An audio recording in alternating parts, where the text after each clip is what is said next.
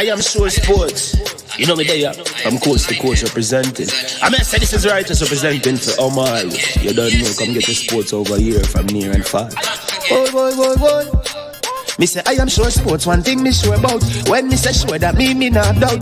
Come get your sports, get it over here. Come subscribe, repost and share. I am sure sports, one thing me sure about. When me say sure, that me not doubt. Come get your sports, get it over here. Come subscribe, repost and share. If me not sure, that me not say it. Know who score, that me not say it. Never know the game play, that me not say it. If me never see no game, me no know who play. For your sports news, better come over here so. For your soccer news, then come over here so. If you don't love sports, still come over here so. For the day done, you are gonna love over here so.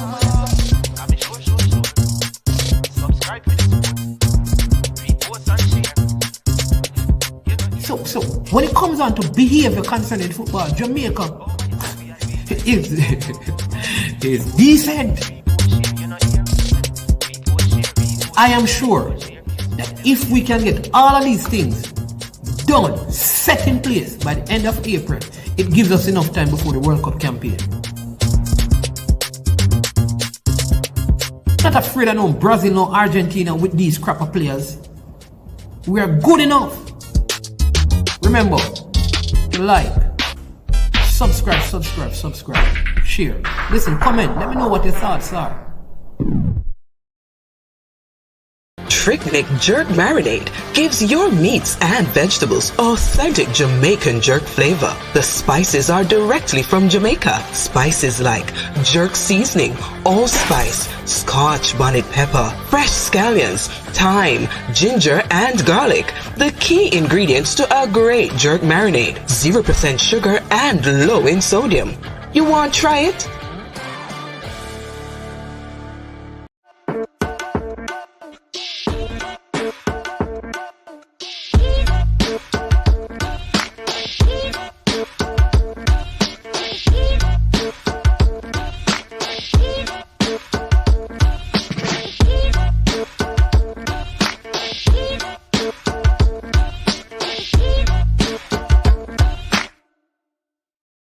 Made up of 18 Jamaican herbs and spices, add delicious, bold flavor to your next grilling experience. Flavoring sauce, a marinade, basting, condiment, or topping. Trick Nick Jerk Barbecue Sauce.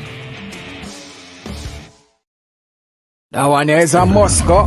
Ali Cup 2024 Invitational Football Tournament. That one is loud enough. August 15 to the 17th, right over Excelsior. That one here is a big day, you know. 20 football team, 10 Da Costa team, and 10 Manning Cup team. So you know it's a murder. August 15, all Da Costa Cup team a play. You see the 16, Manning Cup team a play. But you see the 17, big quarter-final, semi-final, and final. So everybody knows that the Ali Cup is not a Folly Cup. So make sure you come out. People, remember the raffle. So get your raffle ticket now, cause upon the final day, the drawing I go on. Belly Rang says so.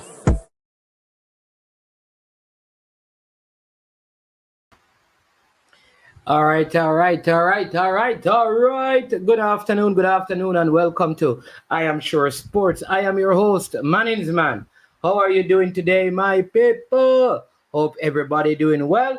Hope everybody is doing fine. It is Super Friday, and we have not had one of these in a very, very, very long time. So we have a good show lined up for you today. We're going to do some Olympic recap. We're going to talk about some stuff in terms of Trinidad and Tobago and their football, something that we just got some message about, some stuff that is happening over there.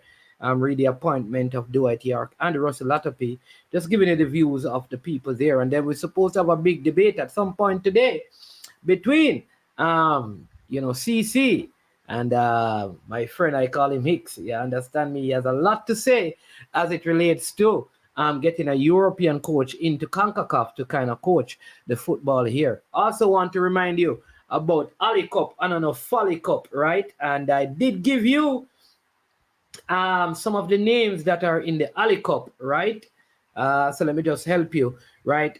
In the Manning Cup side for the Ali Cup that is coming up for this year, you saw the ad running. We have Excelsior High School, Wolmer's Boys, Pembroke Hall High School, Vauxhall High School, Charlie Simits High School, Dunoon Park Technical High School, Ascot High School, Oberlin High School, Camperdown High School, and Tivoli Gardens High School. When it comes on to the teams from the Da Costa Cup that will be in the Ali Cup, we have Glenmore High School, Central High School, Dintil Technical High School, Monroe College, Alphonsus Davis High School, Homewood Technical High School, the Manning School, Charlie Mount High School, Christiana High School, and the Denby High School. So those are some of the teams that will be participating in this year's Ali Cup. So make sure you are ready for the Ali Cup. What them say? It ain't no Folly Cup. All right. So we will also be having a few guests on the program today. So yeah. So stick and stay with us. You understand me? It will be a good one. I know that this is going to be a good show today. So stick and stay with us. It will be good. It will be great. And I know you will enjoy the show. As usual, we ask you to, once you come on, to hit the like button, to subscribe, and please make sure you share the content with others, right? Can you do that for us, please? Hit the like button right now, all right? Hit the like button, subscribe, and share the content so other people can know what is going on here on I Am Sure Sports. And if you do that, yes, indeed, we will be happy. It is Super Friday, and on Super Fridays, here's what we do. We ask all our faithful subscribers to support the channel by giving a super sticker or a super chat, right? Yeah. Go ahead right now and do that. All right? Yep. So go ahead right now. You understand me? Make sure, you have a super sticker or a super chat lined up for the channel today, so you can support I Am Sure Sports. Good to see Fireman inside the building. All right, Dwight Spence, John Powell, Ball with Black Star. You understand me? This is none and only Garvey. If you have not yet checked out his channel, please run over there right now and go and check out what's going on over there with Ball with Black Star, aka Garvey. You understand me? When you talk about Patrick Mahomes, you talk about Garvey. You understand me? When you talk about Kylian Mbappe, you talk about Garvey. Big up Reggae Boys commentary in the building. That is Mr. Simon Preston. And definitely we should be having Preacher on the stream because, it's track and field and he's going to be here. We're trying to make sure we get that done. Big up to Paul Watkins as well. I see man, I wanted Coley personally, but we have to support the team regardless of the coach. I like that.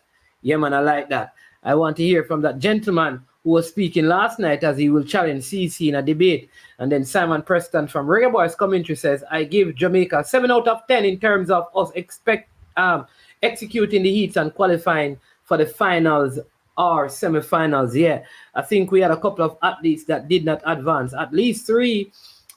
Kimberly Williams did not advance in the triple jump, and Lamar Distant did not advance in the high jump. And one other athlete, which is Adele Tracy, she did not advance out of the 800 meters. I'm trying to see if I can get Preacher on to be a part of this, right? So let's see if we can get him on. Yeah. All right, let's see if we can do that right now and get him onto the platform because it's going to be big. Yeah.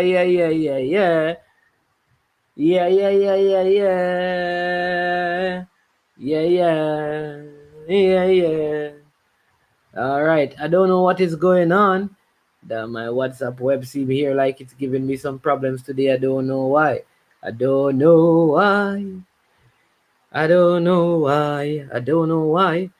But let's see. Yeah.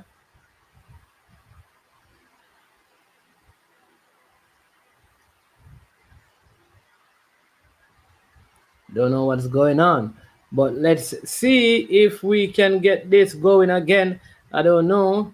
I'm trying to get this trying to get the WhatsApp web going so I can send the link to, yeah. Yeah.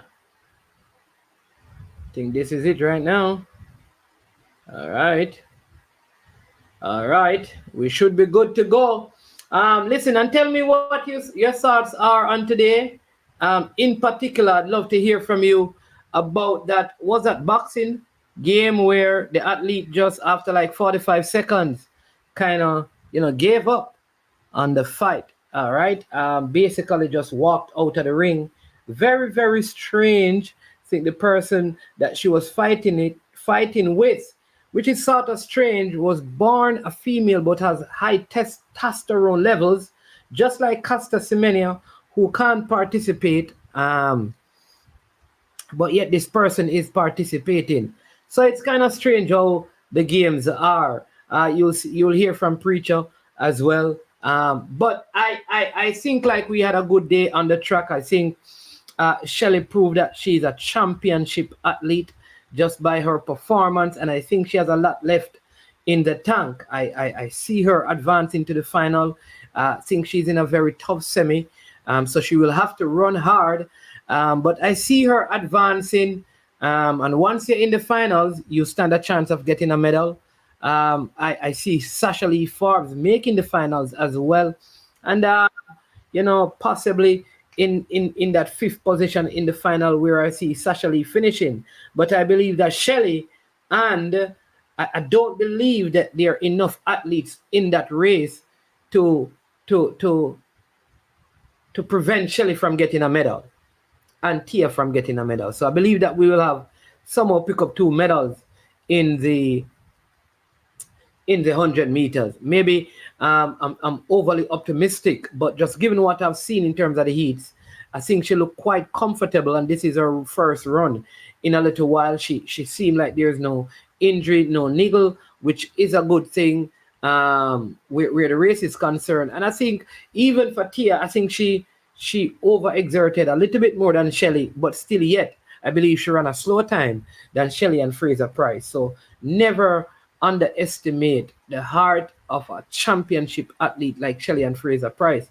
I know she has been counted out, but from what I've seen this morning, I think there's a high probability that she will get a medal in the final. Maybe a bronze, but it's still a medal. But we have none other than Preacher himself. He's here to join us on the show to share his thoughts. And so I invite him to share a few words with you.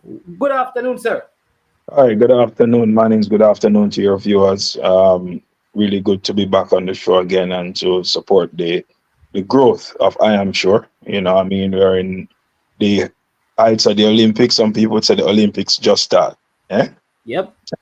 Yeah, the track and field events are in full swing. And today was an eventful day.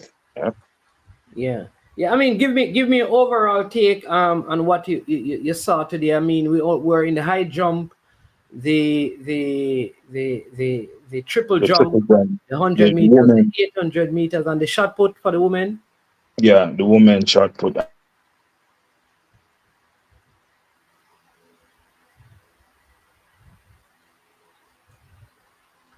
I think Preacher is frozen on his side right there. If you're hearing me, you're frozen. So maybe you can turn off the camera to see if the internet will go faster if you're hearing me, Preacher. Cameraman. Yeah, you can turn off the camera and then let's see if it can work better. So you can go ahead. Okay, great. Yeah, camera off. I mean, I'm a bit disappointed with the fact that this thing didn't qualify for the next round. She indicated that she felt that something was wrong from the get-go, from she started her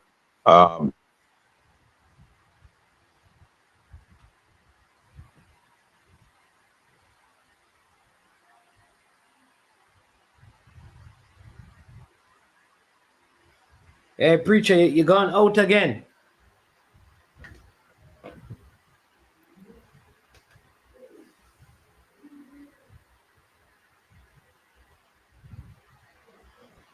Yeah, yeah. I think Preacher, I'm having some issues with the internet on his side, but in the meantime, I'll continue until he comes back. Um, so what I was speaking about here is the Algerian in the boxing, and so she's transgender, but she was born a female.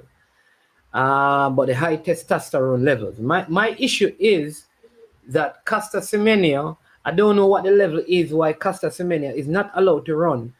And there were a couple other uh, athletes in the sprints who had the same issue, who were denied the opportunity to participate even a few seasons ago. Why this athlete is allowed to box against females? Like I think it is dangerous, and if transgenders are going to participate, I like what you're saying, A.M. Henry. Is there's so many events at the Olympics? Why not keep those set events that they want to participate in? So other Ma- athletes who are Man, transgender can go ahead. Sorry man, about that. no, man. Management, just for accuracy, the Algerian is not transgender. Okay, That's not accurate.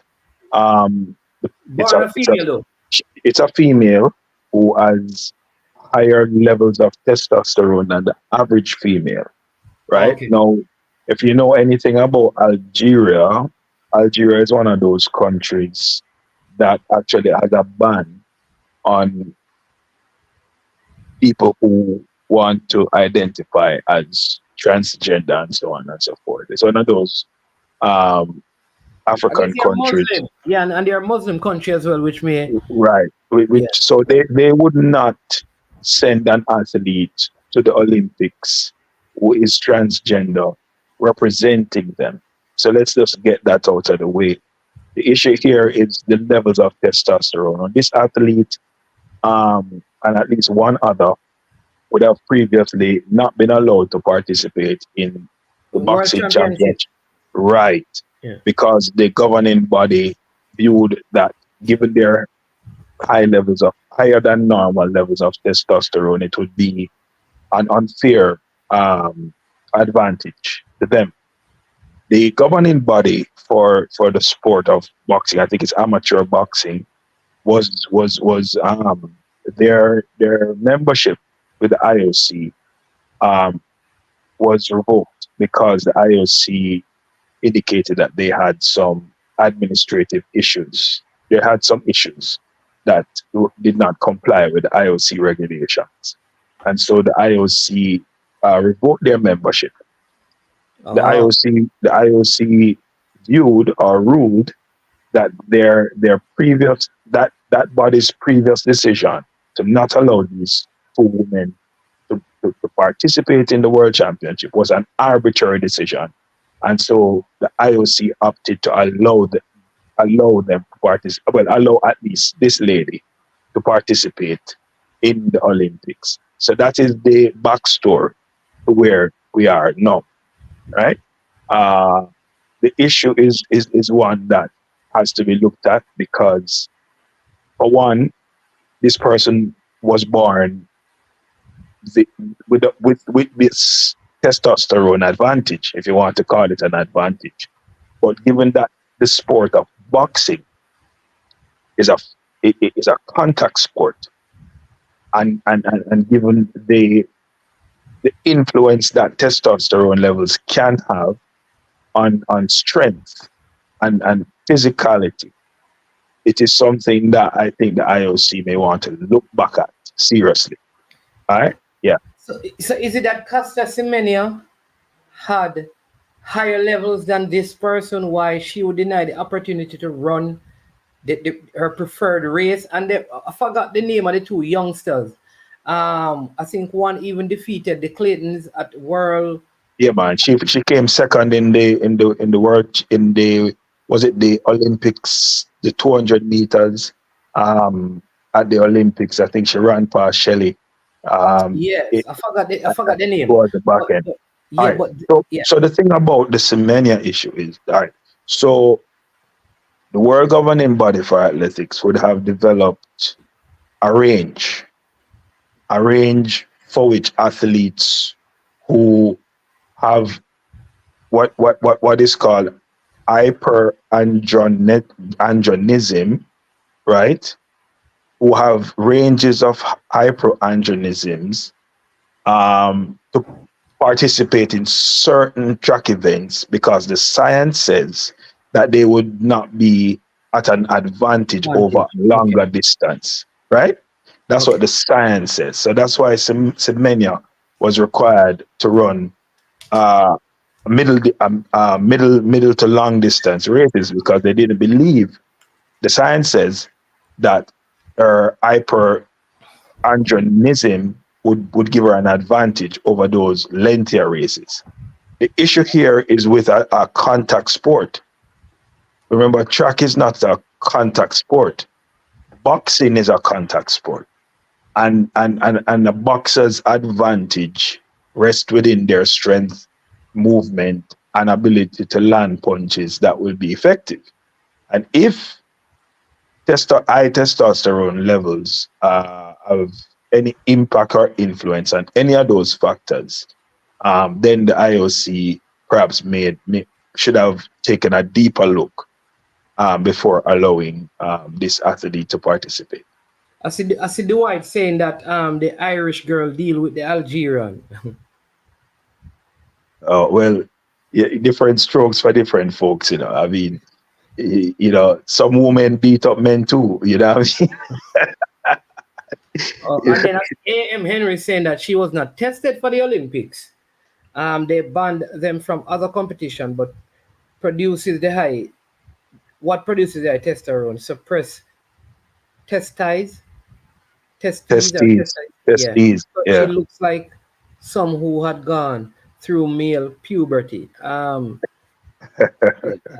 right. Well, I can't. Those are just based on probably just looking. We don't have any biological data or Yeah. report to suggest any of that. But I know you're speaking about just the events and the track in terms of Jamaica, and what when you were breaking up. So Yeah. let's start from where should we start? The triple jump.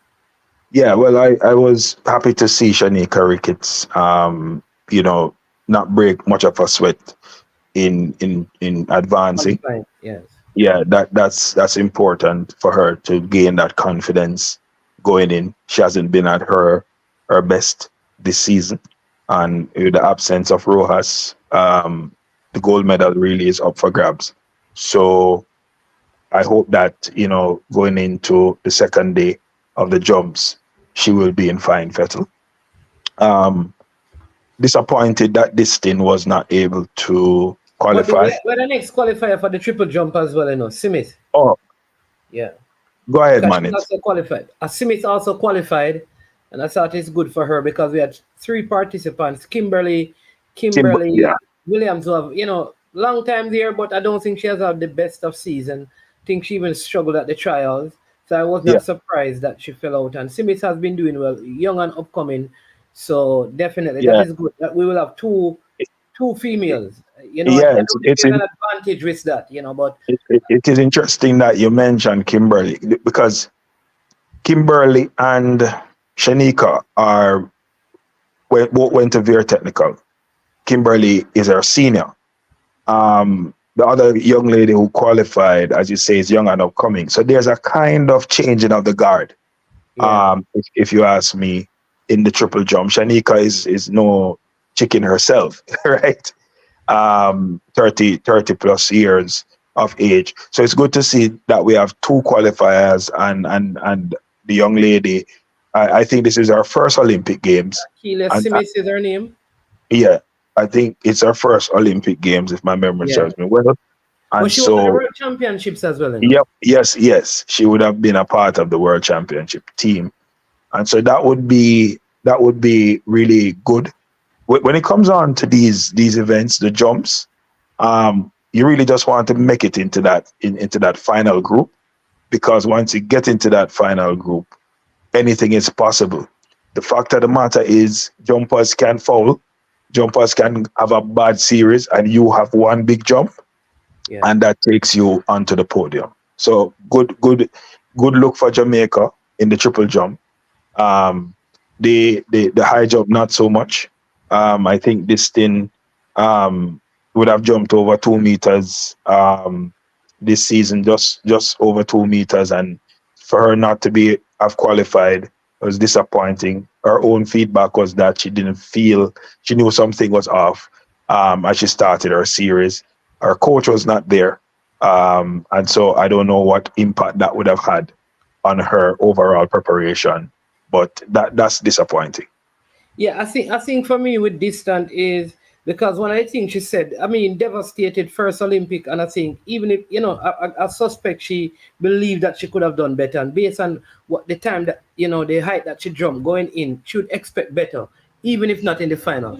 But let me just hold on, Carla. I'll soon come to you. But I think what she said is that she had been having issues with her approach all season long, and basically saying that her coach was not able to be there with her, right? And that points back to the J3A. So my thing is, if all season you have been having this issue, what would make the coach be able to fix it over these 2 days or these 3 days?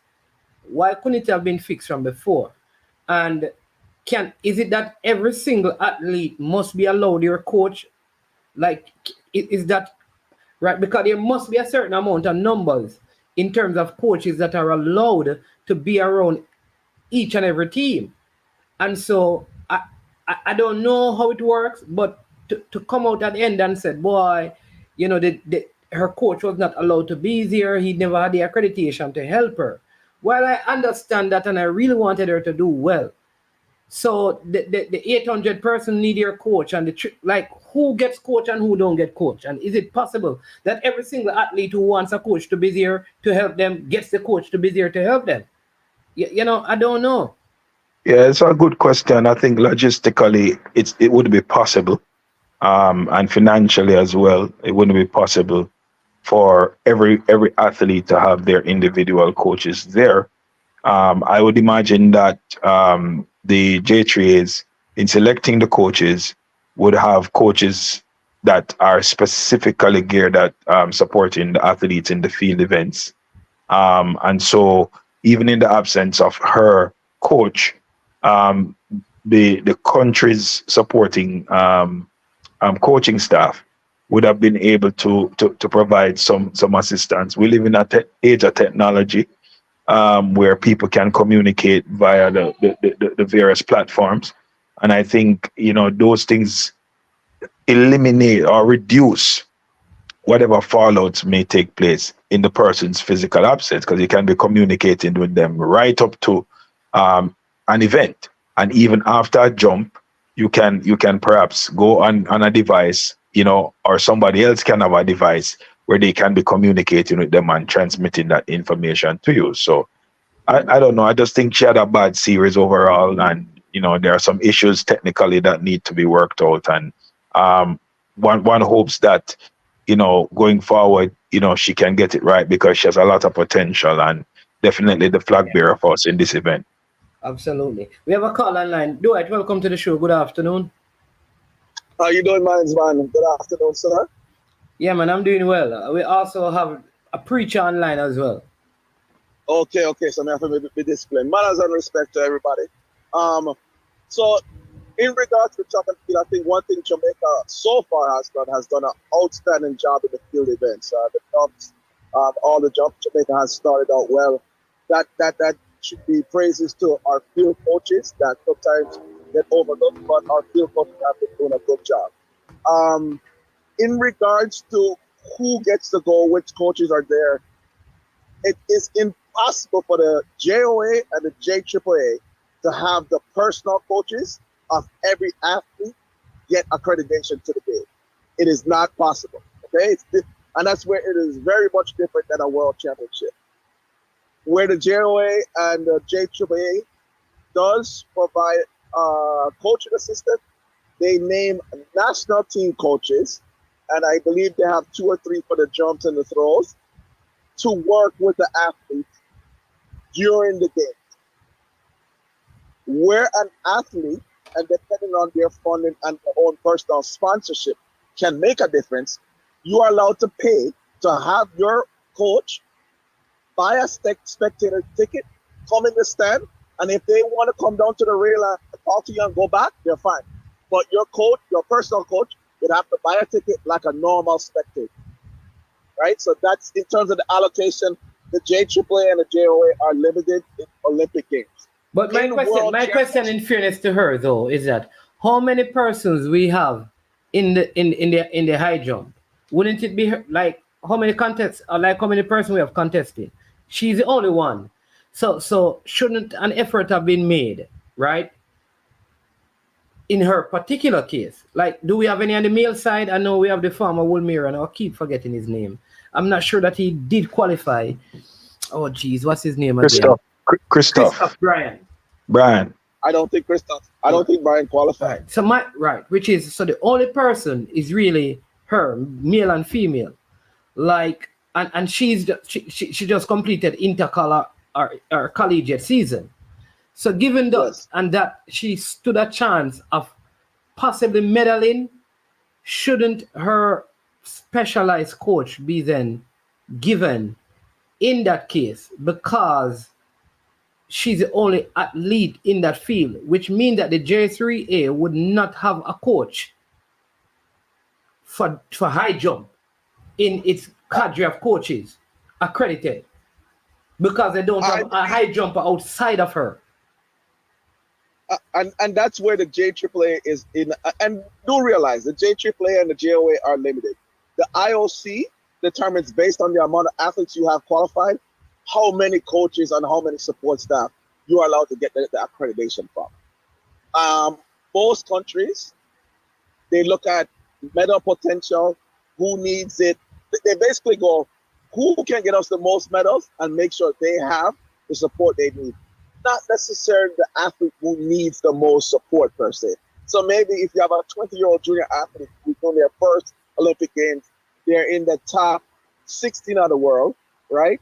That athlete might not get their personal coach. But an athlete that's at their second Olympic Games might have placed fourth or fifth, one medal out, has been performing during the season. They would get possibly their support, and their coach or someone in there, they would get that support staff from the JAAA. It's a really delicate thing. I would say this. I think the press is kind of taking the one part of what she said in terms of she didn't get support from the JAAA. A lot of the preparation is the time leading up to the Olympics. So the question to be asked is, did she have her personal trainer at the camp in Stuttgart? That's where that personal coach would really have helped. Did they provide the housing or the funding for that personal coach to be in Stuttgart? So in terms of that, that's where that comes in. Jamaica raised into the forefront now in the sprint, and we look at, as most Jamaicans, we are looking forward to that. I'm really concerned about our depth in the 4x1 for the women and the men across the board. What Stephen Francis said, it's going to be very difficult. We might not have the bodies in there, but we'll see what happens and hope for the best. Yeah. And then go ahead. And then finally, in regards to combat sports, I know combat sports very well. People who know me know which one I deal with. I know judo, I know boxing, I know wrestling, I know different ones. I've worked with it. Judo, their international body collaborated with the IOC to set up these games. Wrestling, the international body did the same thing. So did karate, so did taekwondo. In particular with boxing, the international body for boxing was dismissed. They weren't only thrown out basically for corruption charges. That's pretty much what they got. So the IOC and international body said, we're not recognizing it, but we will allow countries to bring their athletes to the games based on a qualification tournament that they held, and the IOC has their criteria. So the boxers, female boxers that you see, they're there based on the IOC's criteria, because the international body for boxing was stripped out of the picture completely. I believe this was 6 or 7 months ago.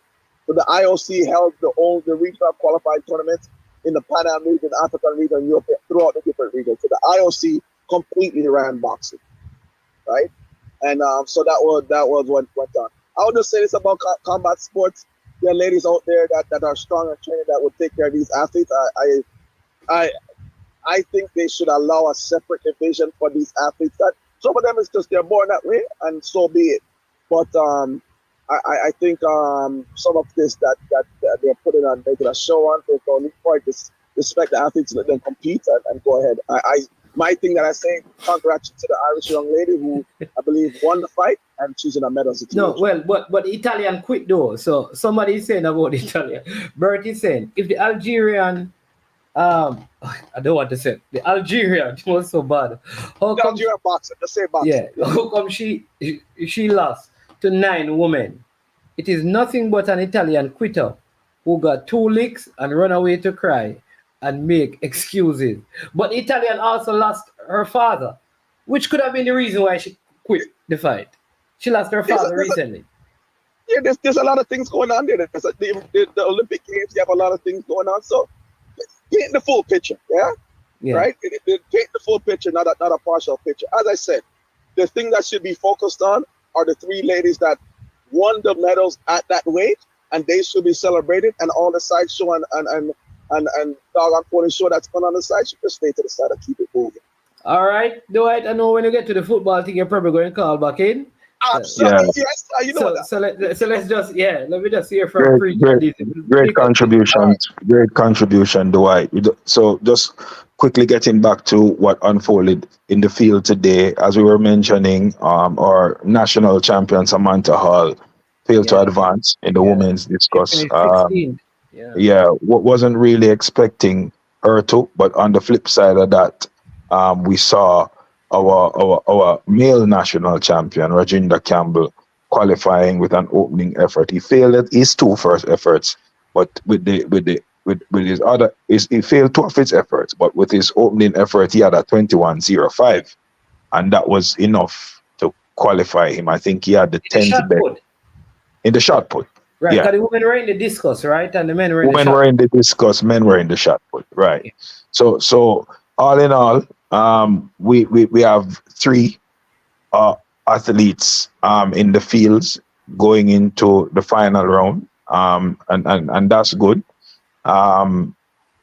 We saw on the track Natalia Gould, as expected, distinguishing herself, winning her heat. Looking very good as well. Looking good, not surprised. I mean, she's a seasoned campaigner at this level. Her challenge has always been when she goes up against the big guns in the finals. And so we're hoping that she can get her race strategy right this time around. But really looking good.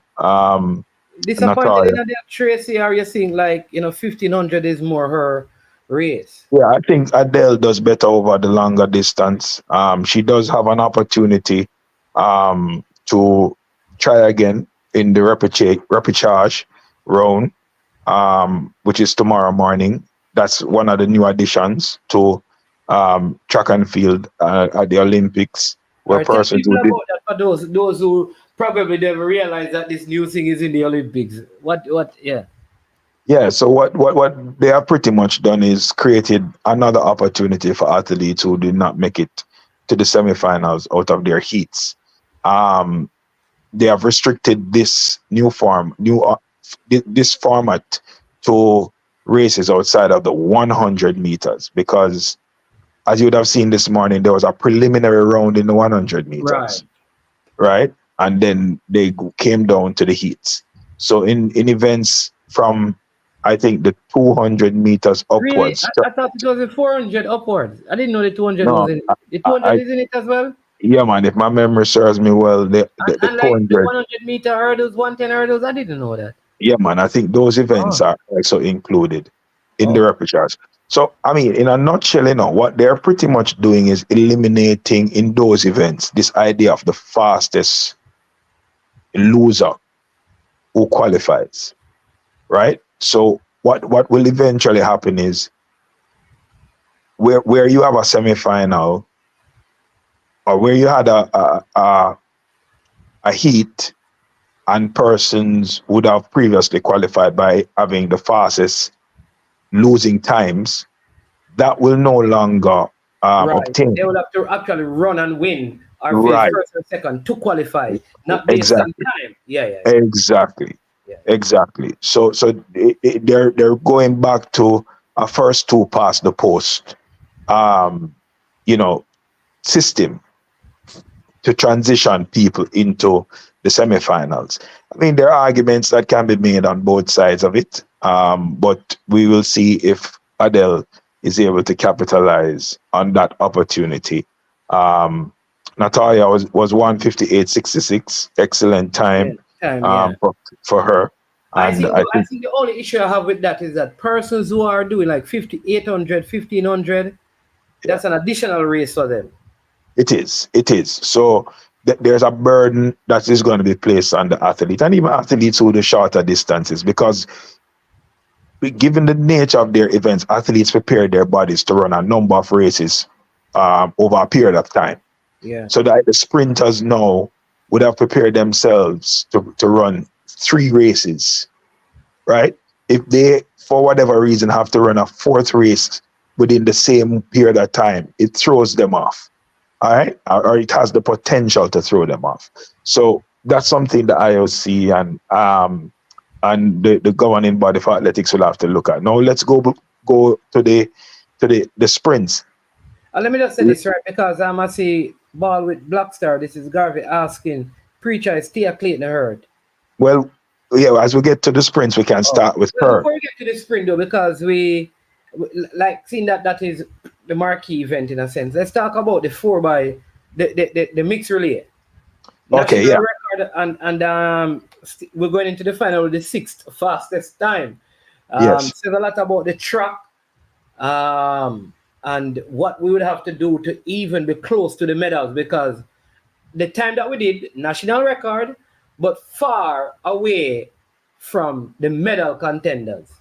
Yeah, What? it is. And we expect the medal contenders to bolster their squad if they can. I mean, we know the DAM rep, um, we know the USA, we know the Netherlands are going to be there. So those 3 are perhaps my favorites for medal contention, to be honest. Wasn't Great Um, Britain? What about Great Britain? Great Britain is right up there. They could be a spoiler. Um, the thing about the Jamaican team and the national record, there are not a lot of mixed relay events that are run. So when you see a national record in an event like this, I mean, it's great to have it, but it's not necessarily something that in itself is a great achievement because we have not had many of these races ran even this season. I think we have only had 1 or 2 mixed relay efforts because it is not something, one, that Jamaica prioritizes, and 2, it is not a highly featured event across major track and field competitions. So good on the part of the team. Good to see Janelle Bromfield. I wasn't really happy with her though. I thought her leg and the first leg were 2 poor legs. I No, don't. the first leg was a poor leg. I think Janelle had to do a lot of work to try and get back into the race. And then we did a lot. We did very good. Is Zadrian Stephanie Barnes. McPherson? I thought Zadrian Barnes was a person who really made a huge difference, and the exchange between him and Stephanie and McPherson Yeah, was good because she kind of cut off the athlete and collected the button, which right. put her in pole position. I think that The, exchange was excellent, the third right? and fourth leg were great legs. But I Yeah. want to say concerning Bromfield's leg that because of the disadvantage that we were at after the first leg, she had to do a lot of work early. And so invariably she would have faded towards the back end. I know that there's an opportunity for us to strengthen that squad going into the finals. It's only one addition though. Do you change the first leg or you change Brumfield? Because it's only one person you can add. Well, the truth is, I mean, it's a tough one. The first leg was not impressive at all, and I would go for a better option at the start of my race.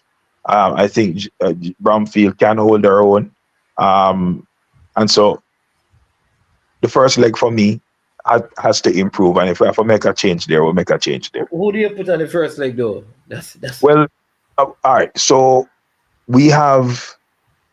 I particularly think that the young man who finished fourth at the last Olympics in the 4 hurdles. Rashawn Clark. Yes, I saw him run when we attempted to qualify that 4x4 team. And I'm of the view that he would be an ideal candidate to bolster this 4x4 team. Malik James King is another one from the hurdles that I think has a lot of running in him and could add value. Our 400 meter, our flat 400 meter champion is another prospect as well. I think there are options there. Either way, if you go in either of those directions, I think you'll get a better outcome. I think Garvey is saying no to you adding Malik Rashawn Clark, because I think he penciled in Rashawn Clark for a medal. So he's thinking him running in that flat race would affect him medaling. Yeah, I know Garvey has him for a medal. I think it's a long shot in my book for him to medal. I have Rai Benjamin, Warholm, and Dos Santos in that order. And I still think he probably would find it difficult. I think Malik James King is having a better season than Clark this year. And so I expect Malik to finish ahead of him.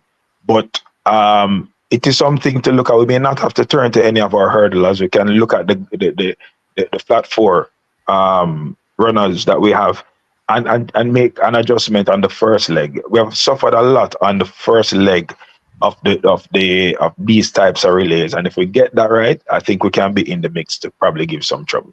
All right.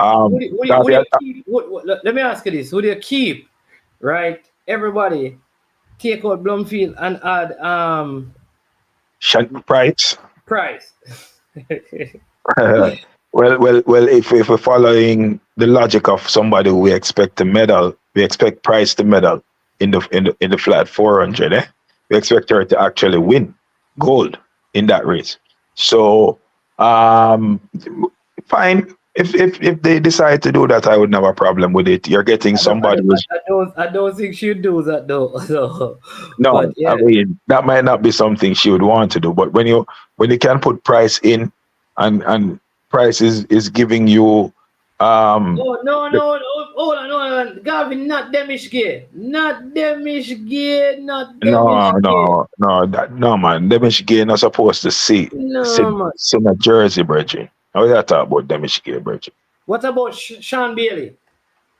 Yeah, Sean Bailey could be an option. Yeah, no problem with that. If you put in somebody... Stefan Powell. That's another option as well. I just think that they need to fix the first leg. I don't...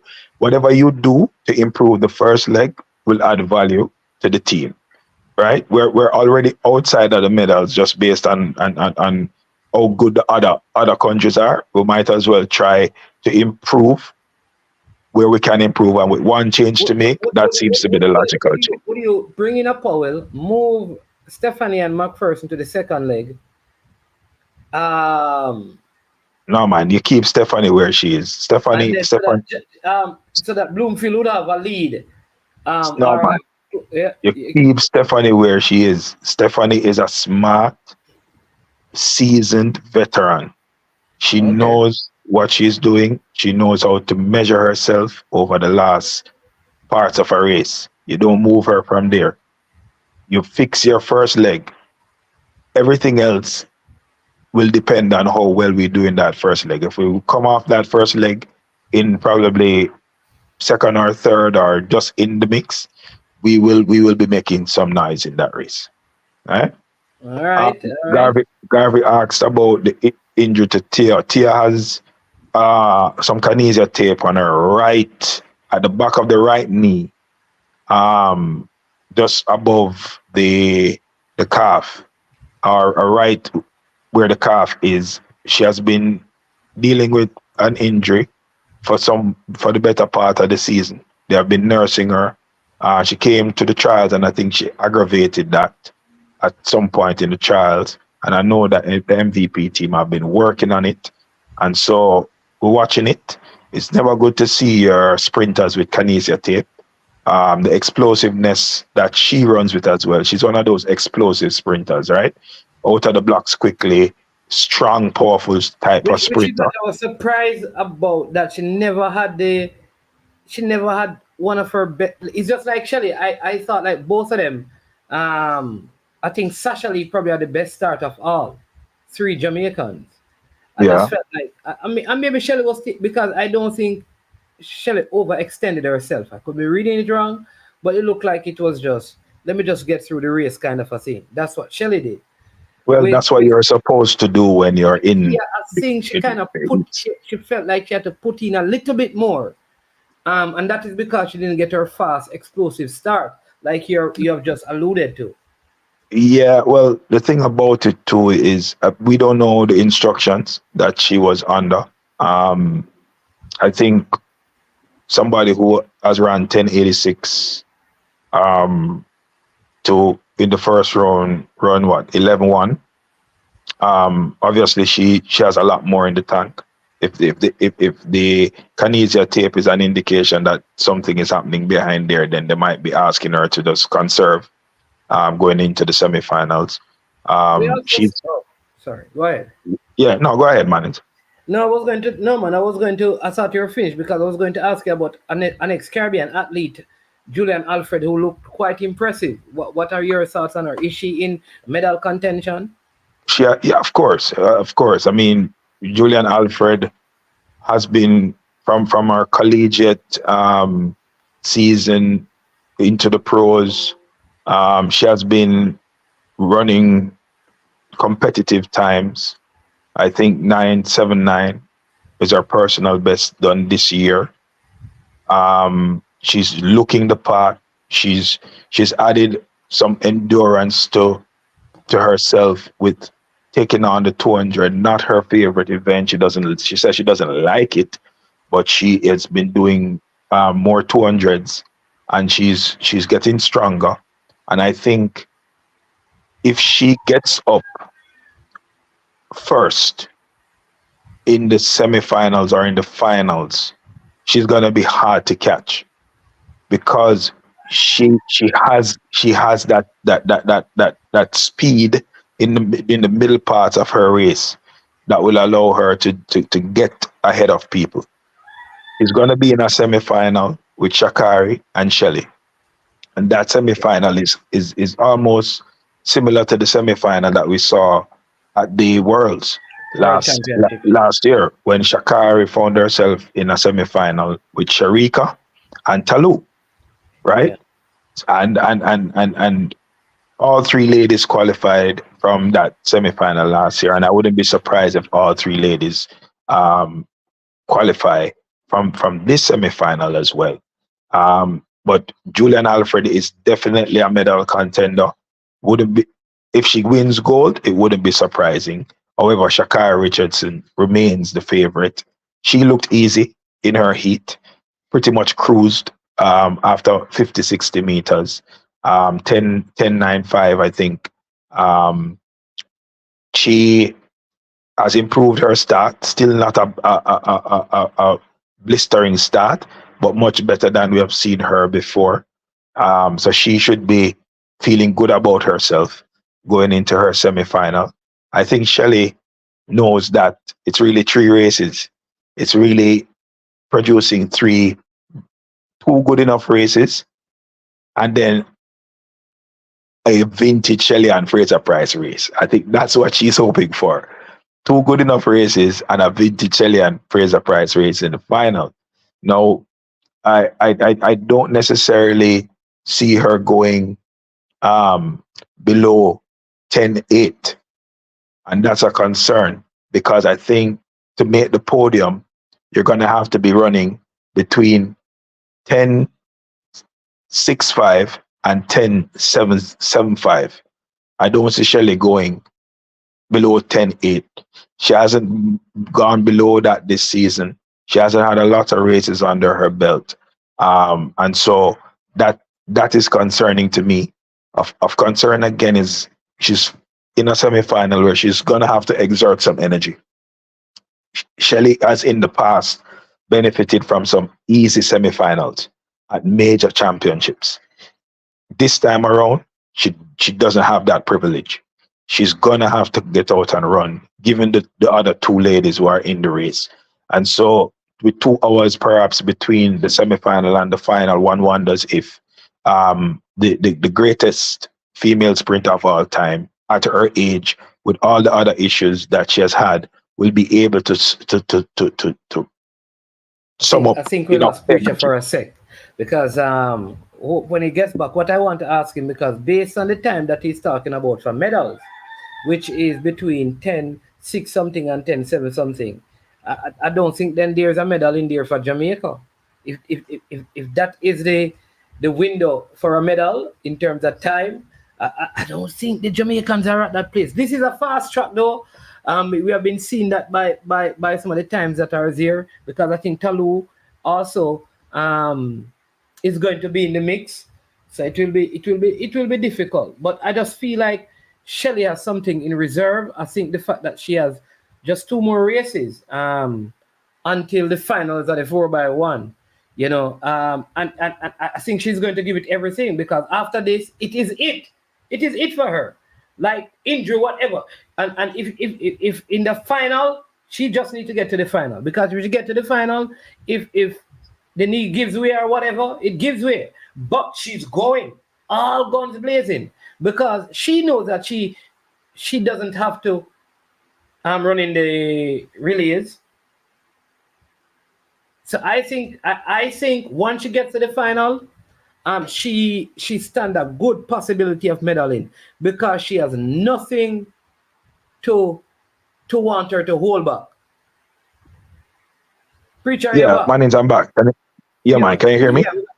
Yeah, so I was saying that based on the time that you give for the medal, it would sound like, because I don't see Sasha Lee Farr's medaling based on that time that you give. I don't see Sasha Lee making the finals. Breaking 8 going to 7. The only person of the 3 Jamaicans I see is Shelley. And I'm saying that is in the final, because I don't think Shelley is concerned about some meat after this. This is it for Shelley. So once she gets into that final, knee issue or not, she's going to try her explosive start and try and win this race. And if she pulls up, she pulls up. That is it. I can agree with that. But based on how fast the track has been, based on what we have seen so far, we don't know what will happen tomorrow. I mean, there could be a lot of wind. The weather situation in Paris has been a little bit, strange. Some rain starts falling, then it stops. We don't know. But if the track holds true, and if the farm athletes hold true, I can see a Shakara Richardson running 10.65 to win, repeating her personal best, or perhaps even lowering it. 10.7 is a reasonable cutoff point, I believe, for the gold. And the medals should be distributed between that. I would go as far as saying 10.8 flat could get somebody on the podium, right? But Talu is in the race as well. Yes, and that's why I'm saying my concern for Shelley is she has a semi-final that she has to work. She has to come out and run. Ideally, she would want to have been in a situation where she could cruise and then go into that final hours later with something in the reserve. She's going to have to come out and run. If she comes out and has to push it, will she have enough left in her to run in the finals and produce a 10.80? I don't know at this point that I'm prepared to say that. I can see Julian Alfred coming down to 10.75. I can see Shakara Richardson, as I said before, equaling our PB or lowering our PB or lowering our season's best of 10.71. Talu is in the race, and people have been hitting her and saying, she come back with the same thing again. Run fast in our first heat and blah, blah, blah, blah, blah. One of the things about Talu is Talu has not run as many races this season as she ran in previous seasons. she's much fresher than she was in previous seasons, right? She has done a lot of work as well. I think she made some changes in her team too. So And she got married to a Trini. well, sometimes the Caribbean flavor, you know what I mean? You know what I mean? All right, so we have seen what the athletes are capable of doing on this track. We're hoping that Tia and Shelly can make it into the finals. Both are in the two tougher semifinals, if you ask me. I think Sasha Lee got the easier. No. Tia got the easiest of the semifinals, if you ask me. I think she should be able to make it out of that semifinal, right? I think she has TT Terry, and she has the Brit, Daryl Nita in her semifinals. I think she should be able to make it out of that semifinal. I don't see that. I don't see Sasha Lee making it out of her semifinals, albeit the easiest of the three semifinals, and Shelly and the others are there. So your prediction then is that there may be no medals for Jamaica in the 100 meters. It could be that we don't get any medals. Yeah, it's possible. Given how things have unfolded after the first round, and if we're seeing what the athletes are doing, I think we'll learn a lot more after the semifinals, obviously. I mean, we'll be down to the final 8. But we are going into the semifinals with uncertainties around the fitness of Tia, with those tapes on her leg. She's at 10.86 this year, 11.1 in the early rounds. Let's see what she will do in the semifinals. We know Shelly-Ann's pedigree, but we also know of her age and stage. And she's going to be in a tough semifinal that will require her to run for at least 80 meters, if not all of the 100 meters. And we think like the headspace of Sha'Carri is of such that she will not, nothing will bother her, because we talk about sometimes all of these little things. Is it that we are confident that Sha'Carri, because she has never done this at the Olympics, she has done it at the World Championship. Well, she has never been to the Olympics. There you go. This is her first Olympics. So are we so confident that she will be able to just repeat what she did at the World Championships? Well, or know that the field is the way that it is. You understand me? Will that have any effect on her? Shelly probably pushing her in the semifinals. Mm-hmm. Well, barring an injury, barring a horrendous start, or a false start. So those are the three things, right? An injury, a horrendous start, or a false start. If all things hold equal for everybody, yes, Sha'Carri Richardson is going to be hard to beat if all things hold true, right? Her biggest threat is Nita. I've seen Nita beat her before when Sha'Carri was actually in fine fettle last year, earlier in the year before the World Championships. I saw Nita get the better of her. So I know that Nita will have her own level of confidence, right? Going up against Sha'Carri. So she is a favorite. She's the woman to beat. She has not qualified for the American 200-meter team. Right. So all her focus is now on the 100-meter.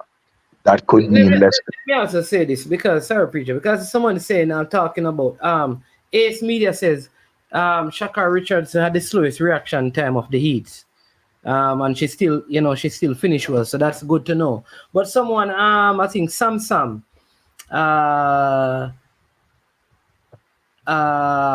that, asking why the athletes Jamaican are suffering so many injuries. Is it overtraining? The truth is, we're saying Jamaica has a lot of injury because we don't know the injury status of the other countries. Right. We're not following. Yeah, because the truth is, are we following what is happening with the American athletes? What we can say is that the names that we know in American track and field are probably here. but they probably have their own injury stuff going on. We just don't know because we are not as close to them as we are to the Jamaican athletes. So I don't know if it's a fair thing to say that the athletes are being overtrained while they're having so many injuries. Yeah, no, we can't.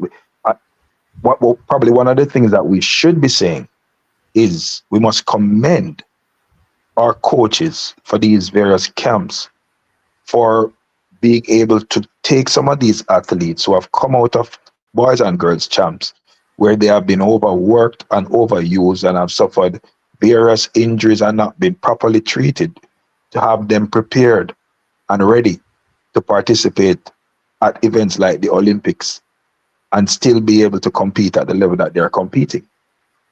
The injuries that many of our senior athletes suffer from, those who went through the champ system, are largely due to being overworked or not properly coached at the high school level.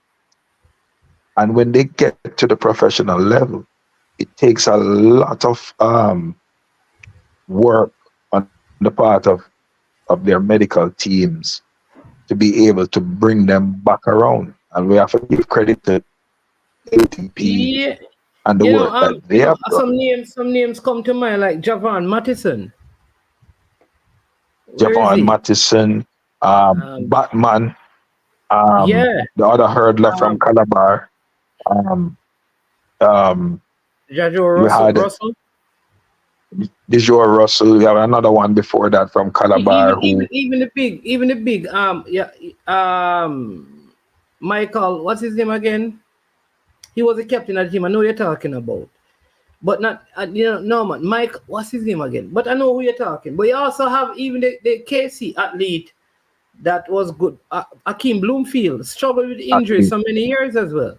So yeah man, so it is true that the toll of champs. Michael Michael O'Hara. O'Hara. Thanks, Yeah. Chris Wayne. Michael Don't O'Hara. forget the Calabar man. You would must remember the name, Yeah man. A lot of the athletes come through the champ system with different issues. And the body has a way of developing.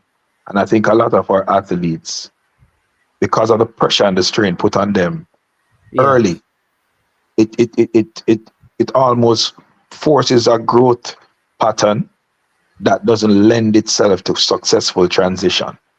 Um, so these are things that we have to look at. I'm not saying that some coaches and some camps may not be doing things that contribute to athletes being injured as pros. I'm not saying that. I'm saying we have to look at some of the issues that are coming from as early as their preparations at the high school level and how that goes over into them becoming professionals Yeah. and the injuries that they carry. Yeah. All right. So let me because Samsung is saying that she doesn't buy what we are saying, but then I'm saying that there are athletes in America who get injured. You just don't know. There are British athletes that you don't know. There are Canadian athletes, all right, that you don't know. Then you say that. So for example, Elaine has a issue that has nothing to do with overwork. Yeah, It's not an It's not an Elaine's overwork issue issue with her is not injury. Same thing with yeah, Asafa wasn't an overwork issue. It has nothing to do yeah. with And yeah, injuries wasn't what necessarily affected us at big exactly. events. I At big mean, events. so Yeah. so I mean, you Il- can always find exceptions to every rule, Samsung. If there are 500 athletes who come out of the high school system who have been overworked and have injuries, you will find 10 or 20 who came out of the high school system and were not overworked and not injured. So I don't. When you make these references, it doesn't negate the fact that there are instances where athletes and some of the top athletes as well, the big name ones, have not been able to effectively transition because they were overworked and came out of high school with a lot of niggles. yeah, absolutely. Absolutely. Yeah. Well, So we I think we really are hopeful that we'll be able to get at least two of the ladies in the finals. Um, and if we get I into the think final, I think all three can get to the finals because I no, see I Sasha, don't see that you happening. know Sasha Lee Forbes not getting through. No, I I see her don't see getting it because happening. it's such a hard heat. Like who I don't see three persons in that heat. Although it's the first two, right? Because it's three heats. It's first two and two. What? That's what they're doing, right? Yeah, first two and two fastest. All Yeah. right. I I think she's going to end up being one of the eighth fastest loser at least and qualify. That's my hope. Well, Because I think one of those losers are coming out of the heat with Shelley, Shakari, and Alfred. well, I mean, that's being very hopeful. To be very honest with you, I mean, Sasha Lee has come in late because of Sharika's withdrawal. Um, Earlier in the season, people were talking about her being in 10 shape, 10-8 shape. We haven't gotten a chance to see her produce that. Well, we have gotten opportunities to see her, but she hasn't produced it. Hold on, I don't understand. I don't understand. Kishan was not overworked at champs. Why he's having issues now? Remember, Sam I don't stuck on understand that. his But argument. wasn't Kishan injured? Like what? Remember this. Kishan, when was it? Did he fall start? What happened at the national trials? I think a couple years ago. Didn't he have problems as well? Yo, listen, What happened? Sam stuck on trying to suggest that I'm not the sure. coaches are at fault or something. You know what I At mean? least, at least like Asafa Powell, Tyson Gay, and Kishan normally carry injuries because of how they built and how they run. And it's normally around the same Achilles shin area. That sort of area, the back of the shin, those areas. And I think it's because of their running style and how they are built. Well, one of the things, and I see DV group making the point. A lot of our top athletes at the high school level, who I consider to be overworked at that level, don't transition or haven't transitioned well to the senior levels. Many of them, as a result of all kind of injuries, right? A few have done well, right? And have made a name for themselves. Now let's look at the persons who have gone to the top of the perch. Shelley won. I think she won a class 2 at champs. Yeah. I know But she never won class 1. no, but you wouldn't consider Shelley to have been a star athlete at champs and overworked. Michael Carr and the Wolmer's team would not have been trying to win champs anyway. Elaine Thompson. Elaine, we don't Manchester remember High. much of we don't remember much of Elaine at champs, and I don't think anybody would consider Elaine a star athlete at champs who was overworked. Asafa Powell, I don't think many of us would consider Asafa Powell an overworked athlete at champs and a star athlete But at even champs. Usain Bolt had his share of injuries as well. Usain Bolt. Jermaine Usain Bolt Gonzalez had his share of was injuries. not an overworked athlete at champs, or he was a star because of how dominant he was in his event. But if we're being honest with ourselves, a lot of the household names who emerge out of champs for schools that were trying to win championships have not transitioned, and many of them have had injuries coming out of high school that have stayed with them throughout their attempts at becoming pros. I don't know why Sam trying to convince himself otherwise.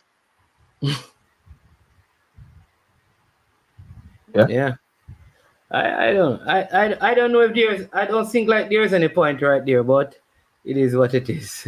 Yeah, man. Anyway, on another note, France has defeated Argentina 1-0 in Olympic men's football. So the French have gotten some revenge on the Argentines, who beat them in the World Cup and were unfortunately singing songs that were perhaps laden with racist undertones after winning the Copa America. So France, the French Olympic team, on home soil, have given Argentina a Bob Marley. Argentina and Arnett Gardens have taken a 1-0 lead in the 19th minute of their Club Shield semi-final games. So Arnett won, so they have taken a 1-0 lead. Arnett Gardens are a step closer to participating in the CONCACAF Club Championships, which would make it Cavaliers, Mount Pleasant, and Arnett Gardens.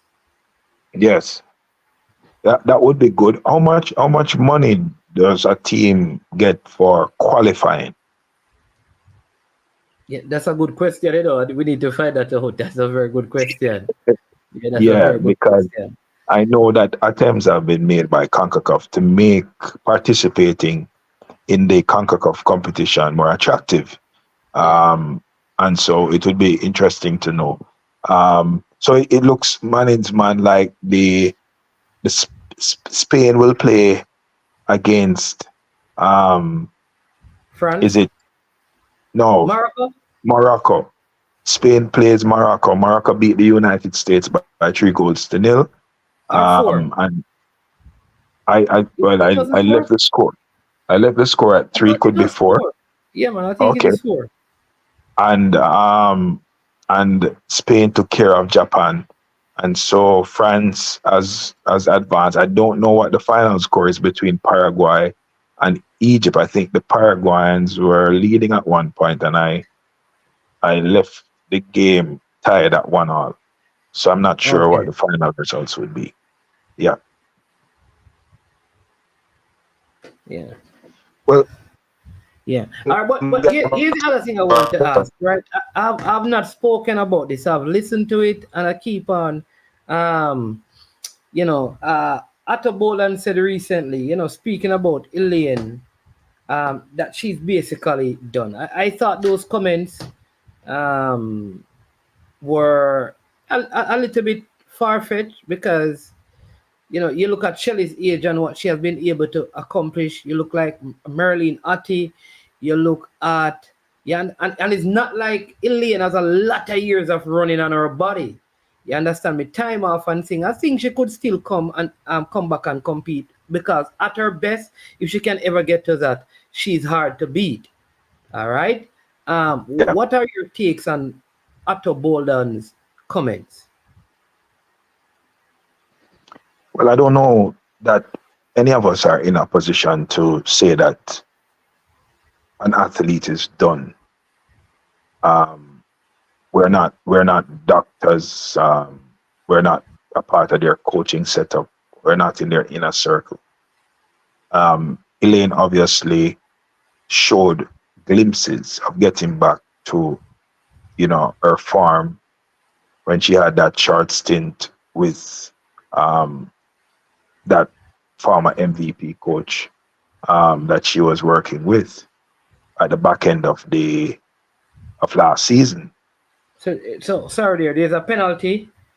Careless tackle by the defender for Arnett Gardens, or the player for Arnett Gardens, sliding in the box, giving up a penalty. So penalty for Pantoja, I think the name of the team is. I think we have Preacher, right? Yeah, go ahead, Preacher. Yeah, man. I say we saw Elaine not looking too bad. I think she ran a 10-8 or thereabouts at the back end of last season while working with the young lady who was with MVP before. Yes. Then we understood that things kind of fell apart in terms of the contractual arrangements. And Elaine, given her the nature of her injury, it would seem that she has to have some people around her who understand the nature of that injury, understand the treatment program that is needed for that injury, and understand how to build her preparation, her training around that treatment plan. It doesn't seem like Osborne is her name. Thank you, Rob. yes, Shaniki Osborne. It doesn't seem like Elaine has been able to find that support system to adequately mirror what she was able to get from the MVP team. And again, coaching and athlete preparation is not just about what they do when they go to the track and run. If an athlete has certain types of injuries, a part of the coaching and preparation has to do with managing those injuries properly, providing them with the right kind of medical support, building a training regime and program that is conducive to them not overworking themselves. Danny Dread, you have to call in and talk. You know Danny Dread in the comment section. First, let me read Dwight comments. Hold on, listen to this, preacher. Dwight says, come on, Bolden was born in Port of Spain, Trinidad and Tobago, to a Jamaican mother and a Trinidadian father, Hope and Guy Bolden. All right, Yeah, then Danny. I think his mother was from St. Elizabeth or one of those central parishes. He said so himself. All right, so then Danny Dread says, come on, guess, which is he's speaking to your preacher. Otto shared an opinion. Do you think he's right? Yes or no? I'm not. No, listen. I'm saying, but if you're listening to me, Danny Dread, you're hearing me clearly state that we have seen Elaine looking closer to what we know she can be up to the back end of last season. So that tells you that she still has it in her. The issue that she's having is an injury that needs to be properly managed. And if that injury is not properly managed, meaning the coaching apparatus, the regime that is built around that allows for her to prepare without re-injuring herself, right? Then she's not going to be able to compete at the highest level. So I don't think Atto is correct. I don't think he's in a position to say she's done. But if nothing changes management, yeah.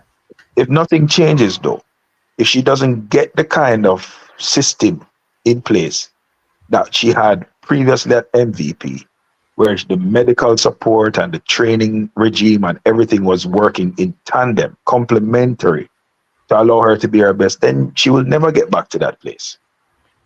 Because I could say the same about his former young charge, Brianna Williams. If she don't know, she has a lot of years in front of her. But I mean, when you look at the Brianna Liston and the Claytons and there's you have Alana, there's a group of young ladies who are right there with her that at this point look like they are making progress and she's not. But that don't mean from the potential that we saw a few years ago, that if she can get things together and be back at her best, she will be in the mix again.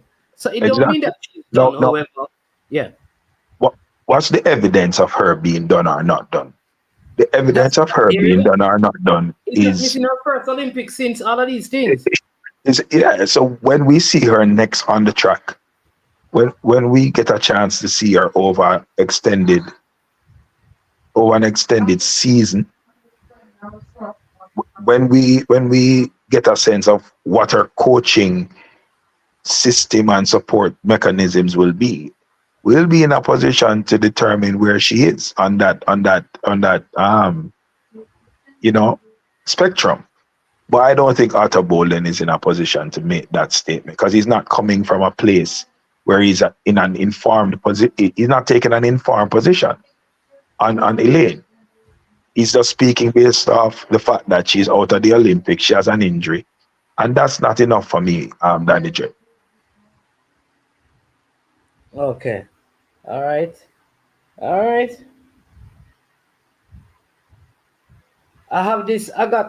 So we have done a lot of track and field. Anything else you want to say about the track and field? Yeah, well, Please, I think yeah. a lot of people would have had Jamaica winning anywhere between 11 to 15 medals. Um, Yeah. I think I think at this point we're looking, and some people are still trying to redo their numbers. But medals are only won when you get to the finals, right? And Well, so the you guys are going to beat me when I said 10, and I just adding a little one to make it 11. well, I you might increase your stocks. increase it. After Pioneer says you were a novice, so I'm just saying you might increase your stocks. I thought we were talking the middle stuff. No, after this, but I'll leave it there, and I'll be tuning in to listen to some football stuff. All right. Yeah, but I want to listen. I've been getting a lot of message right from Trinidad. Trinidad and Tobago has appointed Dwight Yorke and Russell Yes. Latapi, right?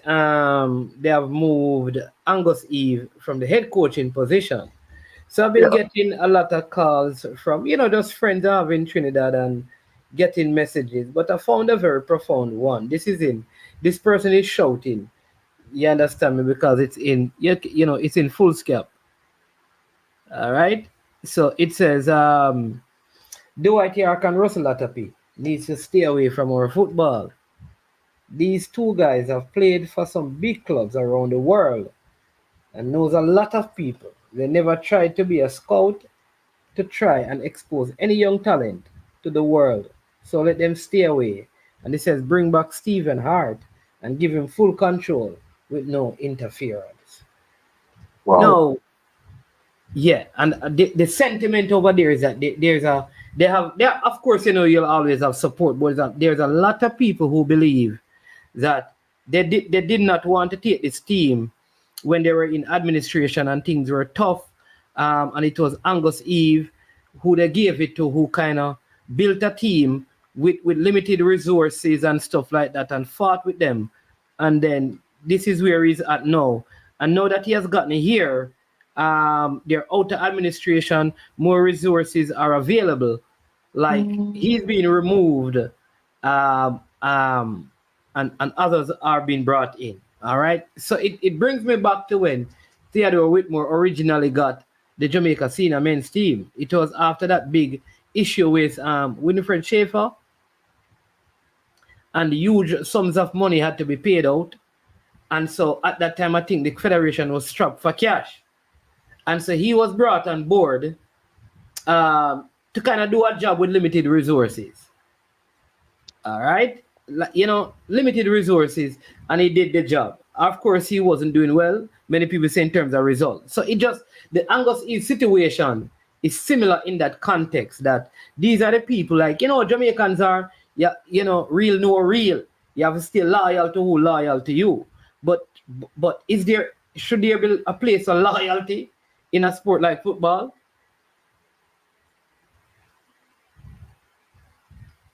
Repeat the question. You broke up a while ago. Is there a place of loyalty? Either with players or loyalty with coaches? Because, I mean, if there was a sense of loyalty in TNT, wouldn't have Angus Eve been given the opportunity now that resources are going to be coming in to stick and stay with the team? But should we not expect any level of loyalty in football? Yeah.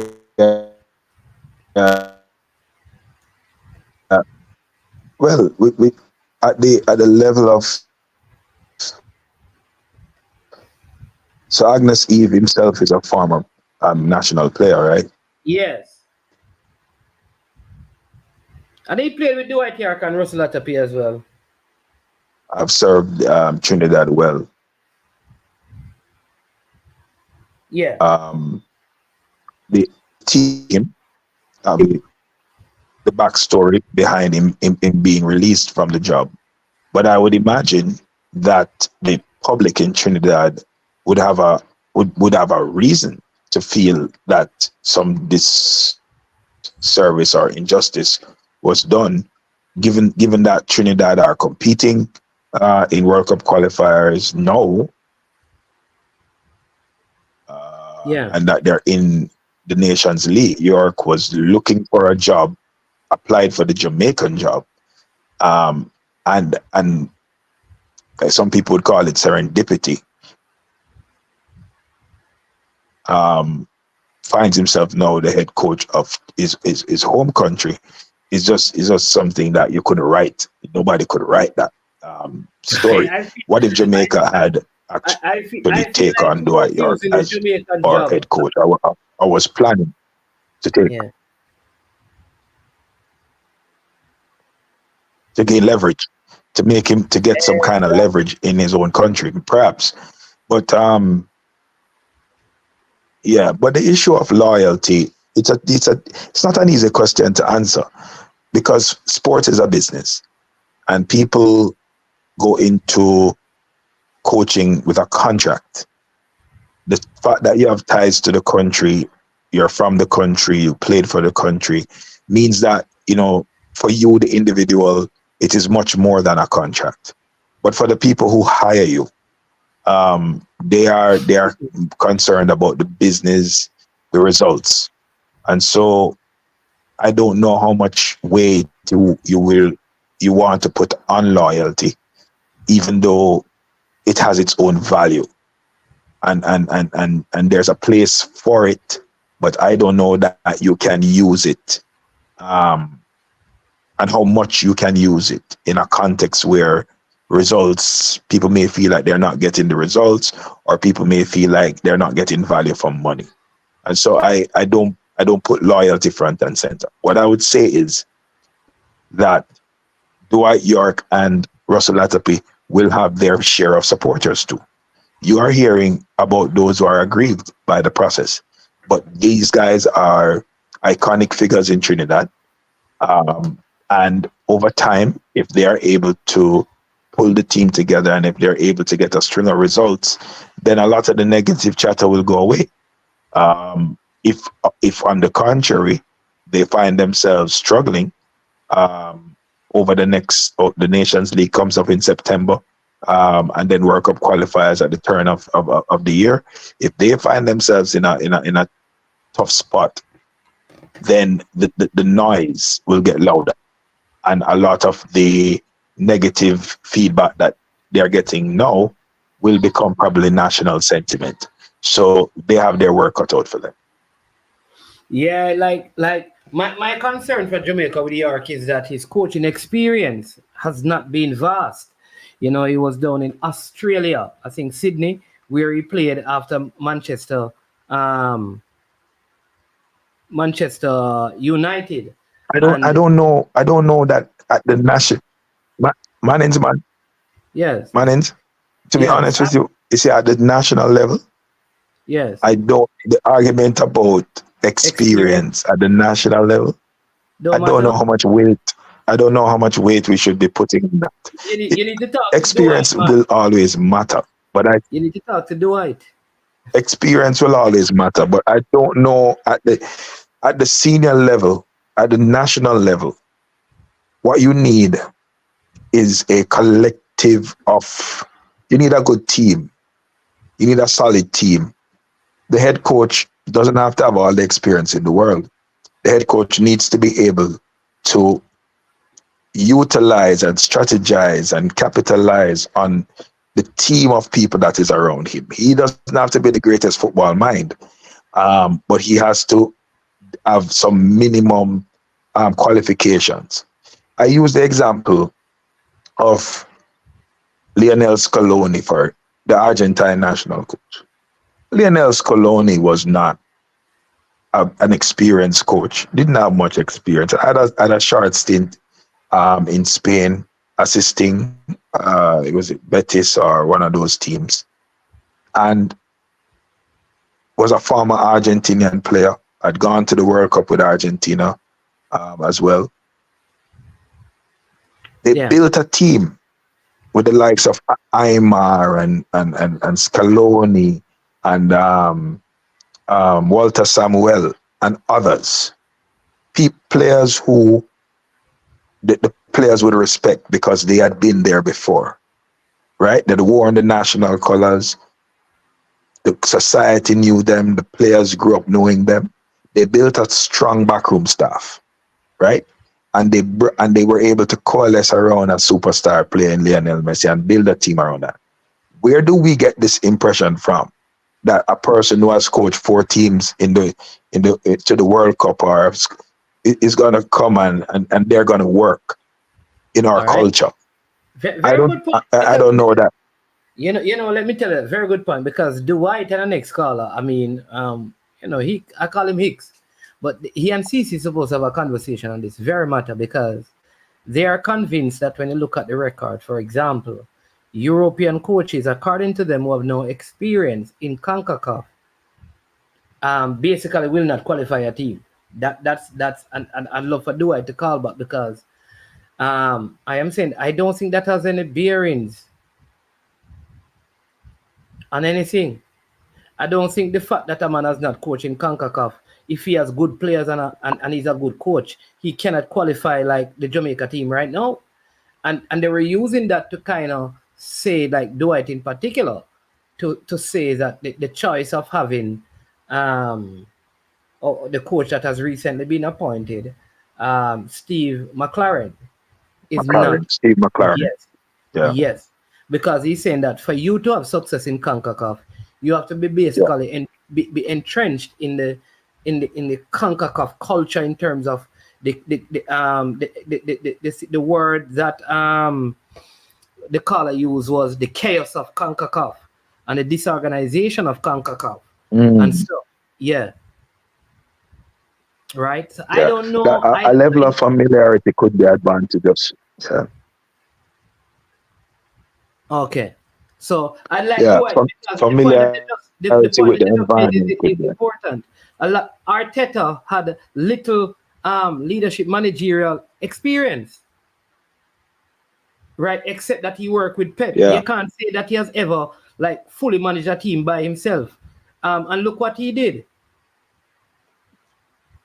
You know, look what he accomplished with Arsenal. So sometimes it depends on the quality of the players you have, the organization of the club you're going to work with. So there are many other factors that cannot be ignored in the whole process. But here, speak of the Dwight, and here he calls. Can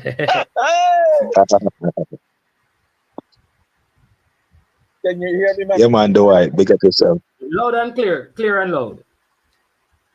No problem. Go ahead. For CC? Yes, as I think the fat, I can't remember his name, the other gentleman, but man, this all right. Let me give you I'll tell you where my experience comes from out of football, and then I'll explain to you why I take the football. When you travel around Central America and the Caribbean to do business, right? And navigate certain things. It's a total different thing from when you have to deal with going to England and Europe to do things. So when you have, I'll give you an example. A coach that has CONCACAF Champions League experience knows what he's running into. And let me example of it. Flights being delayed because a hurricane passed through. Parties with Karol G and Daddy Yankee outside the team hotel from midnight to 6 o'clock straight. Your opponents are arranging those concerts right outside your team hotel. Those things happen in Europe and in South America. Right? Those things happen in Europe and South America, though. No. Man. And in Africa. In the you know what? If McLaren had experience in Africa and South America, I would say, he got a chance. But he doesn't. He does. But I'm saying those things happen in Europe. A lot of things are done in Europe. Yes. Man, it does happen in Europe. It's a whole different, there's levels to this thing. It's a whole different level in CONCACAF, brother.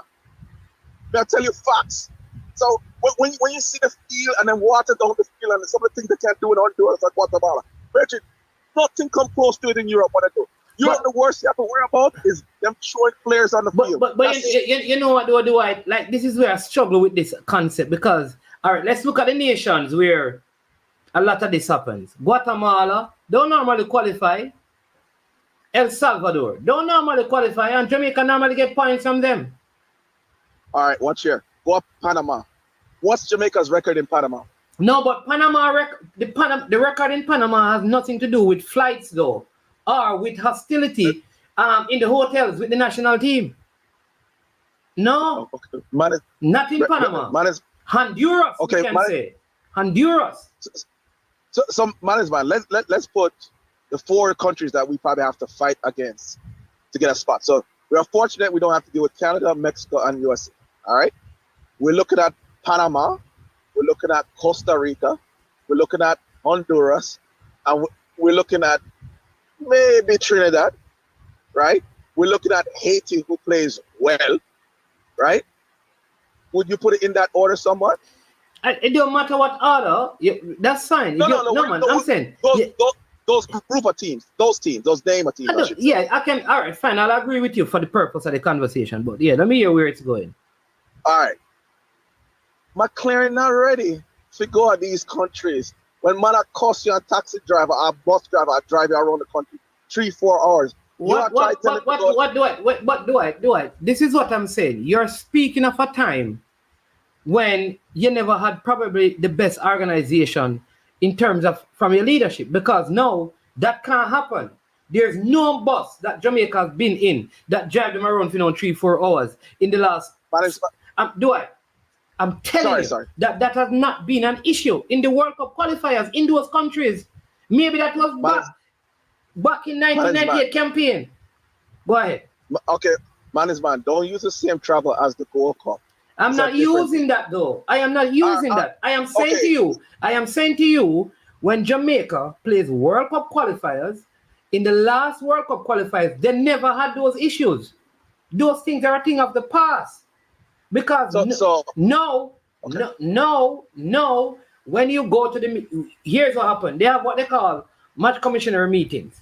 When you go to these things, your police escort, all of those things are decided. Yes. Watch this, and there are strict fines and penalties. Those things can't happen again. That was back in the time. There was a time. That was a time past. Those things don't happen. Man, I guarantee you. I understand what you're trying. Things have improved in the region, but let me try to tell you. If Panama needs to beat Jamaica and the game is in Panama, and you're talking about all things, Panama will take the fine. So you're telling me. Do I? The level. Yes. You're telling me that when we go to Panama, when we pay for a team bus and have the arrangements, and we send somebody there to check the route and know that the hotel that we stay in is 5 minutes away from the hotel, and so we are going to leave because we're supposed to get there 90 minutes. That all of these things are instituted 90 minutes, and so we leave. So we would get there 2 hours before, though we are supposed to get there 90 minutes. So we leaving for 120 instead of the 90. And the hut is 5 minutes away. So by take off 5 minutes off it, 115 minutes. We are going to sit in a bus with police escort to drive us all around and be late for the game. So we can't warm up. That's not going to happen. It's not going to happen. Man, let me explain to you some of the gamesmanship that will go on. And be prepared, right? I just won. But I've been in those environments, and I'm telling you, for competitive games. From before I was a team manager, and I'm telling you those things, but I'm saying it to you, those things cannot happen again. For one, you have to they should not happen, but they do.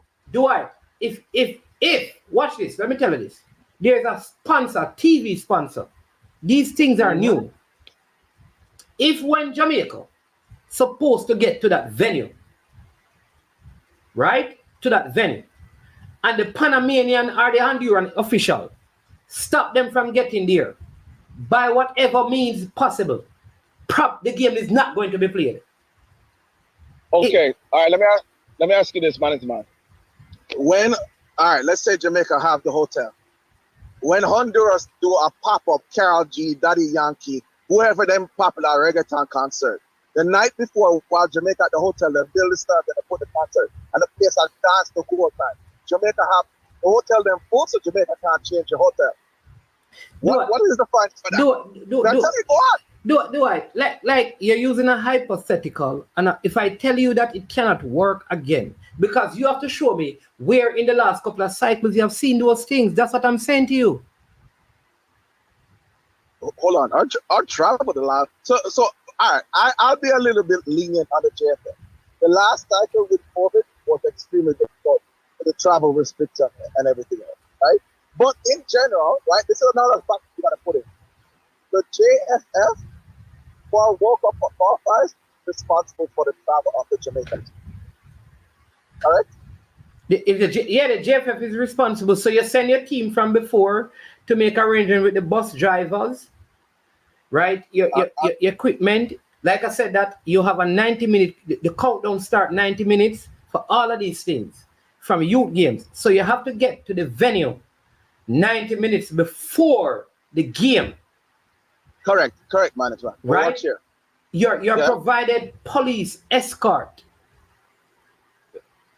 All right? Correct. No, if you want to say to me that somebody is going to, so you are supposed to go, and when you check all of those things about, will there be a party? We want to make sure, is this hotel, all of those things you're supposed to check.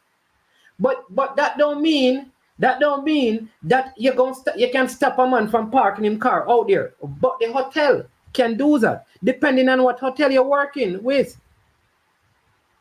So management, let me ask you a question. Yeah. Based on the JFF history of arranging travel, when I talk the Gold Cup, all right, of arranging travel over the past, I'm going to give you a smaller window, 36 months. I'm not talking about once a team is in the country at the hotel. Leading up, getting the guys to Jamaica or getting the guys to wherever the US to catch a flight or wherever. The JFF I may understand you're close to it, but the JFF does a disastrous job of it at best. And if that doesn't change, McLaren, if I were McLaren, and listen, I support the players. I'm 100% behind it. But if McLaren doesn't touch on these back end issues, before you even touch the team just left. The team. Let me give you evidence, and you tell me what the issue. So Jamaica played Dominica Republic, right, on the 6th of June. The game was changed from the late time to the earlier time. The team traveled by chartered flight to Dominica and played, right? No issues. All right. So the team also traveled from Jamaica to Canada. Remember? Yes. No issues. No issues. The team also traveled from Jamaica, and we played in Grenada, and there were no issues. Then we traveled from Grenada to play Haiti in Trinidad, and there was no issues. So what I'm saying to you is that what is the example? But I gave a World Cup qualifiers and I gave a Nations League. What is your example to use? I just gave it 2 World Cup qualifiers, you know. All right, no problem. So let me explain this. What you're saying, and there are levels to this. Traveling to Dominican Republic, those are a puppy dog thing compared to when you have to deal with World Cup qualifiers in Panama, Costa Rica, Haiti. What's the other country? Trinidad. But we did play Haiti. It was Haiti that we played. You didn't play them in Haiti, my brother. But when last we play Haiti in Haiti and at all, Dwight? When last has Haiti played a game in Haiti? Okay, let's say if I'm the Haitian Federation and we have to play Jamaica, we have to put that game in Fort Lauderdale. Right? So and you believe that Jamaica is going to play Haiti in Fort Lauderdale and somebody's going to drive the Jamaican team bus all over the place and them get here late, Dwight? I understand what you're trying to say. We're not just saying the team bus because we're not talking about us getting the players in enough to have 2 or 3 sessions, right? Let me give you a perfect example. What I'm saying to you, Dwight, but from June 2020, from 2022, it's 2022? From 2022, because we're in 2024 now, right? Yeah. Or 2023. 2020. We're in 2024 now. So June last year. Correct. From June last year up to this point, right? The team has had lots of trouble. Uh-huh. Tell me one issue that has come up where travel, hotel is concerned. When was Suriname? What year was Suriname? Suriname was in 2022 and a chartered flight was work. But Dwight, here's what was the issue with Suriname. It wasn't because what was the issue with Suriname? The players decided that they were going to strike. No, hold on. Wasn't that what happened in Suriname? They wanted someone to resign so that there was a standstill between the players. So it wasn't. I believe in Suriname. We thought we could share the flight back with Suriname on a return leg. What I'm saying to you, the arrangements were made, but the players and the federation were at a standstill. Okay. All right. So that is a different thing, right? That is a different thing. So it is possible if you say to me, McLaren is going to have issues because the players are going to strike, then that I understand because that has happened. So this is what I say, management, right? And respectfully, the JFF has probably done a good job since June 2022 to now 2024. World Cup qualifiers, expect a next level thing, expect it to be tougher. And let me give you an example of stuff that you wouldn't expect in CONCACAF to go on. What went on at the U20 tournament just this month, or last month, I should say? Okay, so make the team. So you asked me a question, let me answer. So now, because that incident happened where shots were fired and the players moved, you're saying that can happen in CONCACAF. It happens right across. I can give you an example at the Euros, where there are incidents like that happening with players, with fans. Before the game? Of course, before games. Massive. I can give you 2 games. I can show you of the game. Of course, there was made issues. Before the national team games? I'm saying at the Euros. There are issues with fans before games. What you saying, the Euro qualifiers or the Euros itself? The Euros that was just completed in Germany. Okay, okay. No, I agree with you, management. But watch here. Let me explain to you this. McLaren has not passed through that stuff in Europe. The background of all that stuff. Somebody just give one. England versus Netherlands was big war in the streets of Germany. Hold on. You mean this year? You mean this year, right? Yeah, but not just while I got the U20 thing finish and you use that as an. Okay, no, you said no. Hold on. You said England versus Netherlands. They had a problem in Germany this year, right? Correct? Yeah. That's what. Yeah. Was McLaren the coach there? Was McLaren the coach there? McLaren hasn't passed through this. Management, what am I trying to tell you? The man don't have the experience with it. So you're telling me that McLaren has never been in any environment where there have been issues, so he's not fit to coach in the CONCACAF? I understand what you have to do it. He's never been in any environment that's similar to the problems that he will run into in CONCACAF. Trust me on that one, brother. Can he deal with a lack of resources? Can he deal with it? As my man said, certain lack of professionalism. Not from you personally, I said that to them. So we need to get a coach then. Jamaica need a coach who loves when people are unprofessional and accept that. I don't understand. Who can work with unprofessional people? Who can work with disorganized people? That is what we're saying, that our standard should be find a coach who likes when people are disorganized. Find a coach who understands when people don't have resources and will not find the resources. Find a coach who accepts those things. No, we need to find a coach who don't accept those things and put in measures where we change them. That is how we get better. Man, it's not correct, but let me give you an answer. When a company hires a CEO, some companies hire a CEO because they've been doing well and they need to grow to a next level.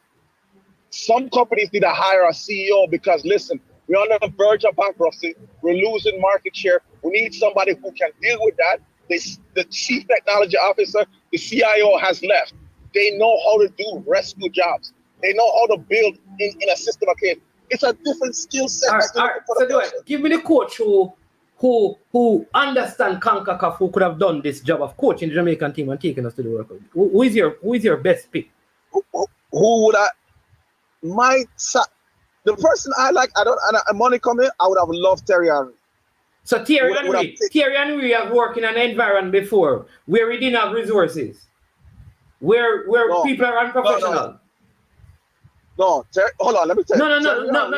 No, answer me now because you said that is what McLaren don't have. Yes, he has. Oh, where? Yes, he has. Where? At Red Bull, when Red Bull started to pull their resources out of New York. At Red Bull, when they went through 2 coaching changes. Thierry Henry was in the middle. What you say that? When Thierry Henry was at the Red Bulls, when did they watch Red Bulls them time there? You think at Jamaica, we are come tell me about Dwight, but Red Bulls never have resources. When Red Bull Stadium are full of wallet, we are telling about Dwight. Dwight, don't tell me that, but Dwight, man. Dwight, you alone talk right now. Dwight, you alone talk right now. Somebody has talked to Dwight. Because Dwight want to tell about New York Red Bull. All I'm trying to say, make sure you guys make sure we have somebody with a skill set to deal with it. I'm trying to tell you, McLaren himself, for a fact, he don't have the skill set. But let me explain to you. What I'm going to watch is the backroom staff and the assistants that he brings. That's what I'm going to watch next. All right, man. It's me the same one, Colin. All right, respect, boss. All right, cool. Nice start. Yeah. But it's a long time. First, in a long way, I mean, I agree with Dwight. No. Red Bulls was when I talk about Thierry Henry, Dean Richards, and them, but every time Thierry Henry playing the stadium full, all the time the Wright Phillips guy was there. What do I talk about? Listen, if you want to call in, you have to call in on the WhatsApp number, right? See that number right there. Call in on the WhatsApp if you're trying to call. If you call the straight number, it's. So call the WhatsApp. For those of you who want to call, and let your voices be heard. Do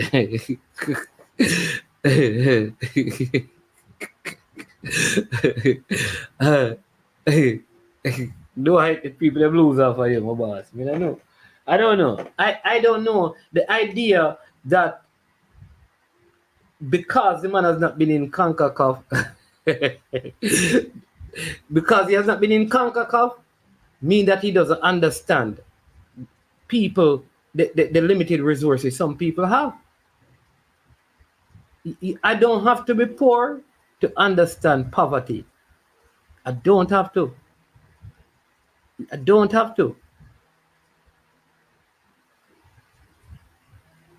Yeah, and the lack of resources was what? Him got somebody else have to call in and try to explain what I mean. You understand me? So, yeah. So you can call in and let your voice be heard. Now, CC, I don't know where the other caller is, no. No. I don't know where the other caller, the other person is, or I haven't heard from them. And we're supposed to have this big debate. The Arnett Gardens game is 1-1 at halftime. It's about to restart. So aim.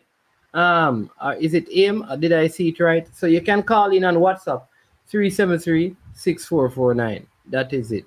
Yeah. And he never coached there, do I, man?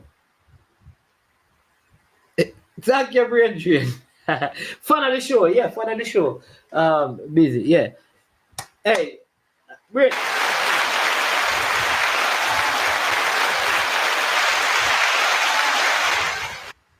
I like that comment. A doctor does not have to have cancer to be an oncologist. That's what you call it, right? Person who treats cancer, an oncologist, right? You don't have to have gone through cancer treatment. A lot of people learn a lot by reading and studying. So I think, and it's not like McLaren is going to be by himself. Obviously, he will have people who understand the culture, working with him, right? But I think we have to find better like better reasons. All right, so we have a next call. Caller, good afternoon. Welcome to the show. Ace, what you say? What say you? Um, I wonder if you were just trying to be a good friend to your friend Dwight a while ago. Good friend. Because, first of all of this hypothetical seem to make no sense and go nowhere. Like, when you just think about it, like generally speaking, think about it and look at the connotations. No matter the coach, anybody come and deal with bangarang foolishness is going to fail. I expect him and anybody who criticizing the coaching selection to speak about the coaching credential. Can he coach? How is his backroom staff going to be set up? Did they research that this man went to Germany where and coach Wolfsburg when the yellow wall, they're right behind him when he playing Dortmund, or, in Germany, they can be very passionate. Or when he was in the Eredivisie and won with 20 and then had to go to the Europa League. At the time, it was the UEFA Cup, and you go east of Europe and go into Ukraine and Belarus and play in them harsh conditions. With 20 was on a shoestring budget. So those type of criticisms and analysis is where we have to reach with it. We can't be like, oh, when you go down to Panama, then go and drive around a bus. Seriously? He said now that you need to go and check his record at Derby County. It's funny how people are now.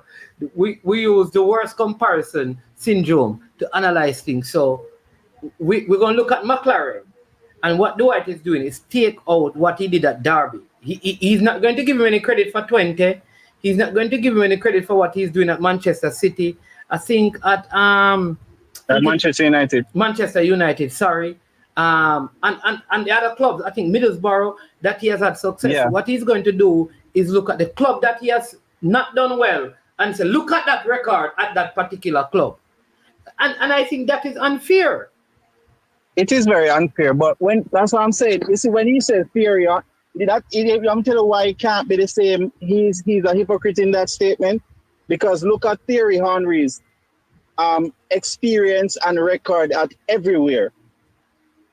When he coached in the MLS, it was horrible. In the MLS, he didn't have a good record in the MLS, right? And when he was Belgium's assistant coach, what happened there? The golden generation they failed with.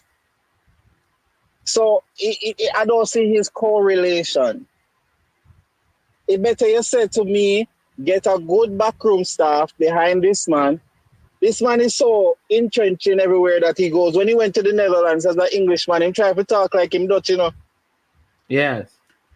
He tried to adapt him surroundings. So, listen, I would love for A-class coach, and I'd love it.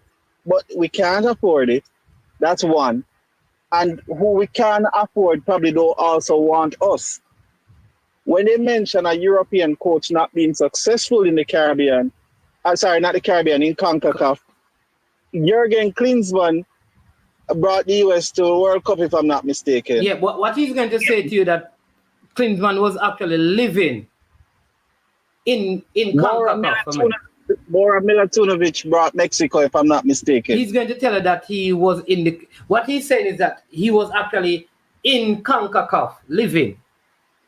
So he's used to everything. Bora wasn't in CONCACAF living previous to Mexico hiring him. Yeah, so Dwight and Phantom of the show. Fan of the show, sorry, is going to tell you that football has changed. So every time you bring up something else, the parameters change. So you almost they create a new loophole. So you can't hold them to any one thing. But if football has changed, no problem. Football has changed. That means what you were thinking about CONCACAF as a deficit for McLaren has changed as well. Football has changed. We don't have those same experiences in the CONCACAF region. It's what I'm telling you. So he types in the comment section. Use what the same logic. Yeah, so he types in the comment section, Bora lived and had Mexican citizenship. You see what I'm telling you? There's going to be a loophole. Oh, no, that's no problem, you know. Bora lived and had Mexican citizenship. And now Steve McLaren is coming to Jamaica. How long before Bora had the citizenship? Did he start off with the citizenship? Did he come on after the fact? What happened? You see, all of those things are semantics, but that's how we Jamaicans talk and don't get into the details. The details of the Jamaica Reggae Boys program and even all the programs is administrators in the Caribbean fail us constantly. We need to hold administrators accountable to a higher level. That's one. Two, as a professional football management system, we'd love to have one in, and we've started to develop it to a good extent to the PLC, PFGL. professional PFGL. It started, but there needs to be more consistency. Elections and everything that we care about the football only sometimes. I hear people say we're not good fans of things. We're just fly-by-night people. Because an election is going on in St. Catherine for the football, but nobody cares what them across the JFF, but that's where change starts. How do we treat for the complete management from ground up of the football from an admin level and from a professional who plays the ball level? Yeah, they're quick to criticize Leon Bailey for everything Leon Bailey is doing, and personally, I don't agree with everything he's doing, but they're quick to criticize in that direction. But then it also requires certain accountability to people being held to account. You have somebody, and you said to the person, if there is a right enough groundswell, and you said to the person, listen, JFF, I don't think you're being managed properly. There's a big conflict of interest happening right there. You can't call on Babsy or Andrew to come sort out JFF conflict of interest because it's a private organization. Yeah, a semi-private organization because people don't want governments involved in the football. So it's we, the fans, from our end, have to pressure them to say, listen, stop doing this or do that. I hear Danny Dredd on Oral Tracy's program and others oftentimes saying, listen, how much people from this man's club is in this? If this were to happen on any other level. It's when you come on to Danny Dredd, not Danny Dredd, Danny Beckford, no. I did a video on my Let's Be Fair podcast. I think sometimes it's like thief not. I think Buju Banton do a song. It's a thief. Thief with long bag. Yeah, the pot of Koskeko business. Like, man, every time I hear him talk, he mentions two things: his lack of ability to travel with the teams and his per diem. Those two things.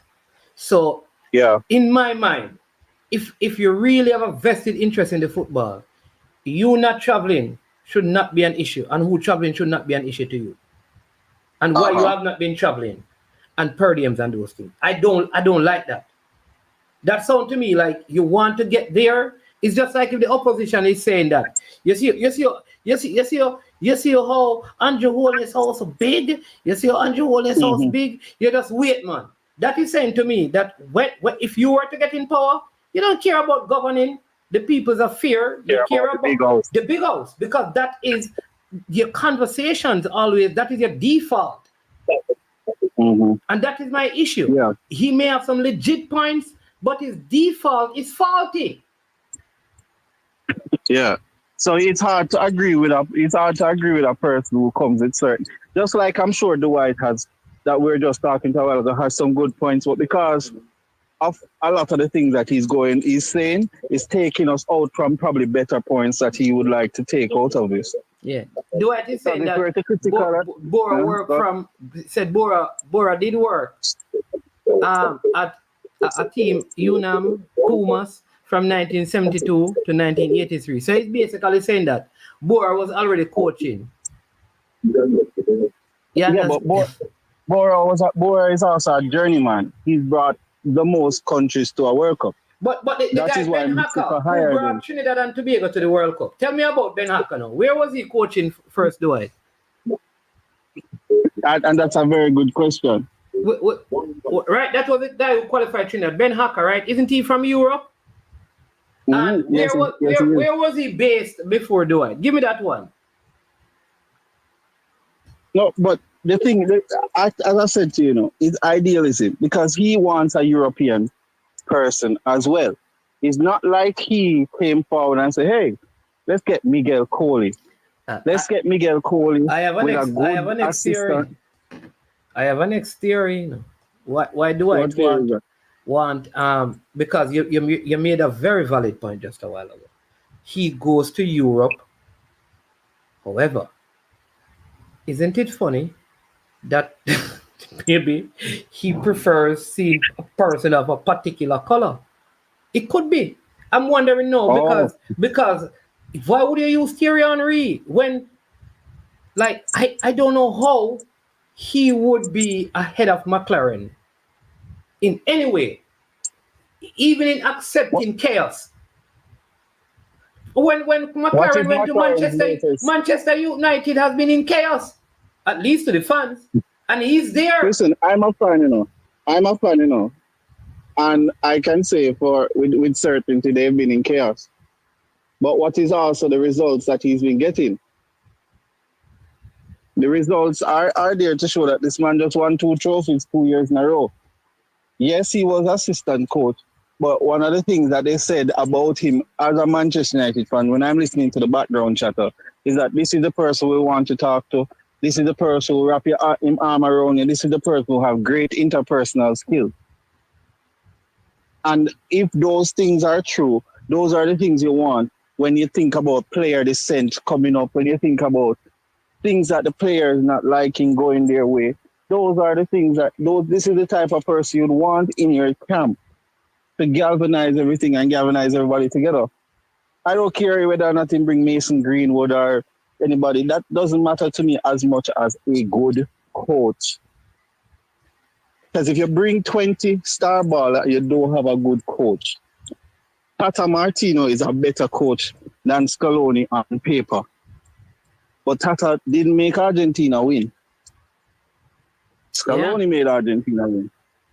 So when you have a good coach or a person who has a good understanding of what needs to be done, and as CC would have mentioned in the chat that McLaren was brought into, and the same system that he has when he's a senior coach. When he went to the Netherlands, he looked for a young Dutch coach to be his assistant.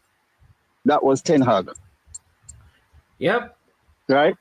He didn't just do it by himself. That's why the best coaches find everybody who is talking about Coley now, or not everybody, but most people, should give some credit to Schaefer. Yes. For seeing him and saying, listen, this man is the best coach in the island. Him go watch a couple of JC games and see the dominance of JC. And say, listen, come alongside me. And then even when he left, he said, no, I want to keep you. So with the same precedent is what we should be talking about with the football. It's like higher level conversations instead of telling us about CONCACAF bus a drive round the merry-go-round. It just seems like a pointless endeavor. Yeah. All right. I see CC same day. So let's see what CC have to say. Yeah, man. Do I beat you really bad? But thanks for the call. I know this is the first time you're calling. Very good call. I couldn't say that for Dwight a while ago and Dwight now because it's a very good call. Yeah, more. Yeah, man. All right. Blessings. Have a good day. All right. So there you go. All right. Yeah, Dwight, you're getting some beating today now. You're getting some beating today now, Dwight. Getting some beating today, man.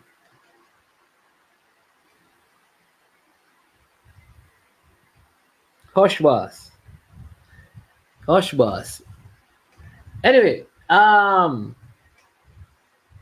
we have 72 likes. Let's see if we can get it to 100 now.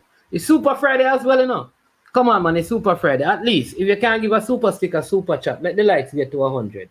That is it. That is it. Let the likes get to 100.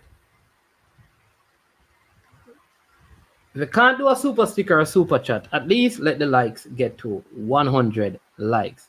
All right. So CC, good point that CC. And then Jason is saying, is it fair to put,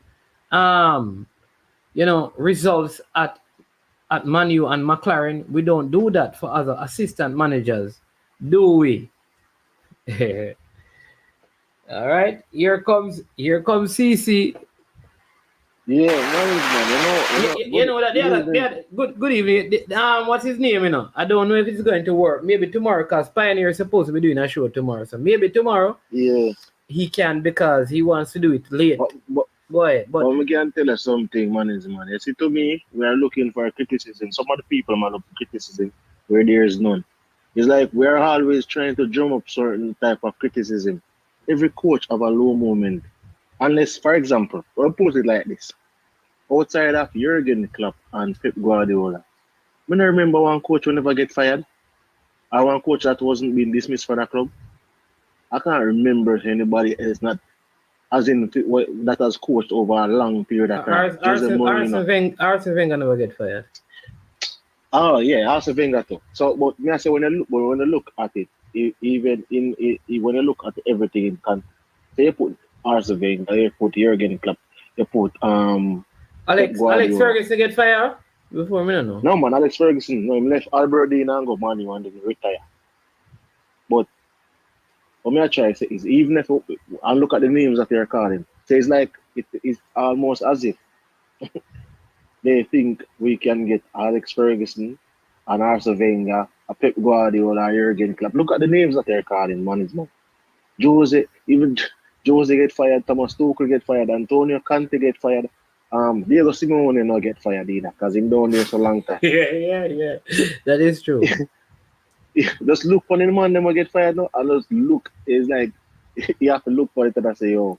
So the point you're making is that most coaches normally get fired. Yeah, most because at some point of their career. Football is a cutthroat business. Yeah, football is a cutthroat business, and only the very few might not necessarily get fired from their jobs. Alex Ferguson was in Manchester United job long. Arsene Wenger, what he brought to Arsenal. And a lot of the coaches that don't get fired too, you realize that some of them even died the club very, very long. David Moyes never got fired from Everton, no, and probably would have not gotten fired had he not come to Manchester United. So when you look at the coaches, majority of coaches are going to get fired at some point in time, unless they leave a job, like Zidane, who is not necessarily have been in it long. But when you coach over 20 but the thing though is that Zidane left that job. He hasn't even gotten back a job. Is it that he doesn't want to work, or he's not really a good coach? I don't even know about Zidane, and it's a very strange one. That's why but the thing come down to it, man, is if you have coached over 20 years, right? If you have at least 15 years in terms of coaching experience, if you have 15 years in terms of coaching experience, at some point in time, you will face the hacks, because that's all football is. Just as I say, is a cutthroat business where there's no loyalty. Yep. All right, hold on. Look at this perfect example. Xavi Hernandez, Barcelona legend, won the league with Barcelona, right? And I think he finished in the top 4 the last time. And he was saying he was going to leave, and they were asking him to stay, and he decided to stay, but he made some comments about the club and saying that at the rate that Real Madrid is going, they are unable to compete at this point in time. They fired him. This is a man who is a legend of Barcelona, and they fired him. So if a man ever look back and say Xavi got fired, you not even look at the circumstances under which why he got fired. Yeah. Why he got fired. Because sometimes it's not because the results are poor why you get fired. Precisely. So sometimes it's not even the result as to why you get fired. Sometimes it's the politics behind. Because what's his name won the league with Chelsea and lost his job too. And won the Champions League with Chelsea. And was replaced. No, not just Thomas Tuchel. Before Thomas Tuchel, man. Roberto Di Matteo. Yeah. Well, that's his name. So, and he lost the job. Having won the league. Having won the Champions League, he lost the job. So it's like persons don't understand that the football is on such fine margins. Jose Mourinho was at Tottenham, man. For some reason, they didn't like the football, and they made a final, and they fired him the day before the final.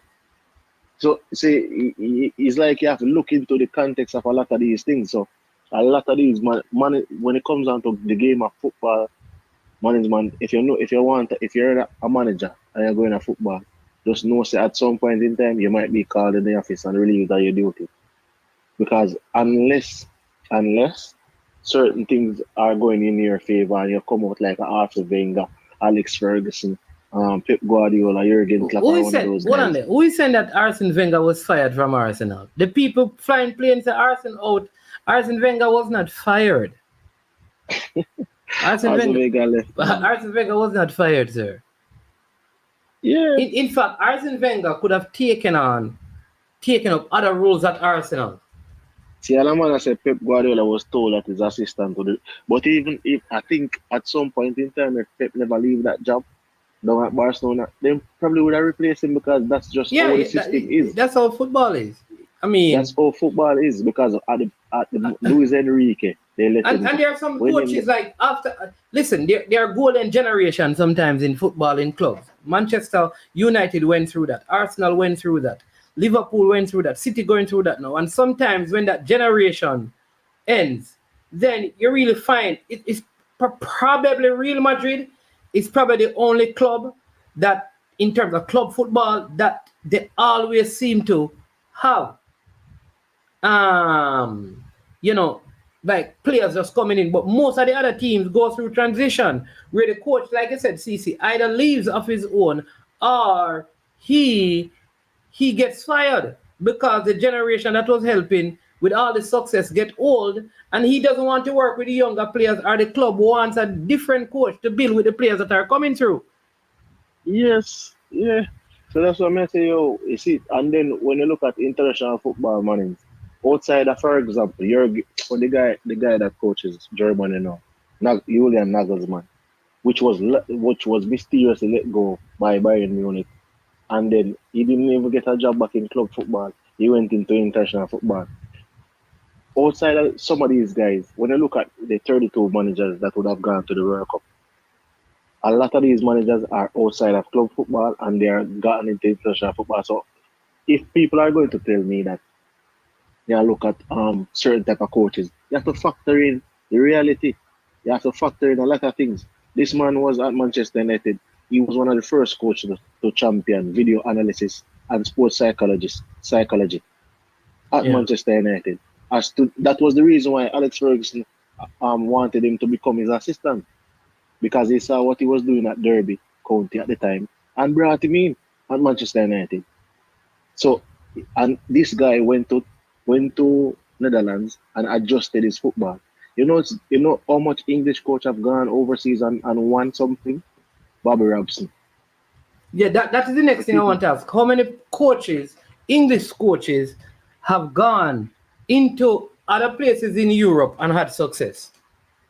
Man, there's a triumvirate in Netherlands. Ajax, Feyenoord, and PSV Eindhoven. Ajax have 33 titles. Those three teams normally end up winning the league.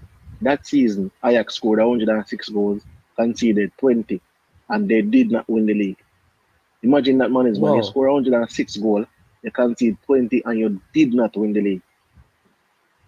And when he came and he got the sign, because of their second place finish, they lost some of their players. Marko Arnautovic went to Inter Milan to sign with Jose Mourinho, and they went on and won the treble. He lost majority of his players. He brought in Brian Ruiz, the Costa Rican, who scored 24 goals and was the creative hub of his team. So Brian Ruiz was the heart of the FC 20 team at that point in time, and he brought in a couple other players for loan. Yeah, what some people say that he feel that is it Wolfsburg or in Germany? Yeah, but you see the thing about a lot of these jobs sometimes when you go into some of these jobs, man, is the type of the objectives that some clubs have set, and they don't give you time. They didn't give him time at Wolfsburg. He left, and went to Wolfsburg, and leave 20 job and went to Wolfsburg.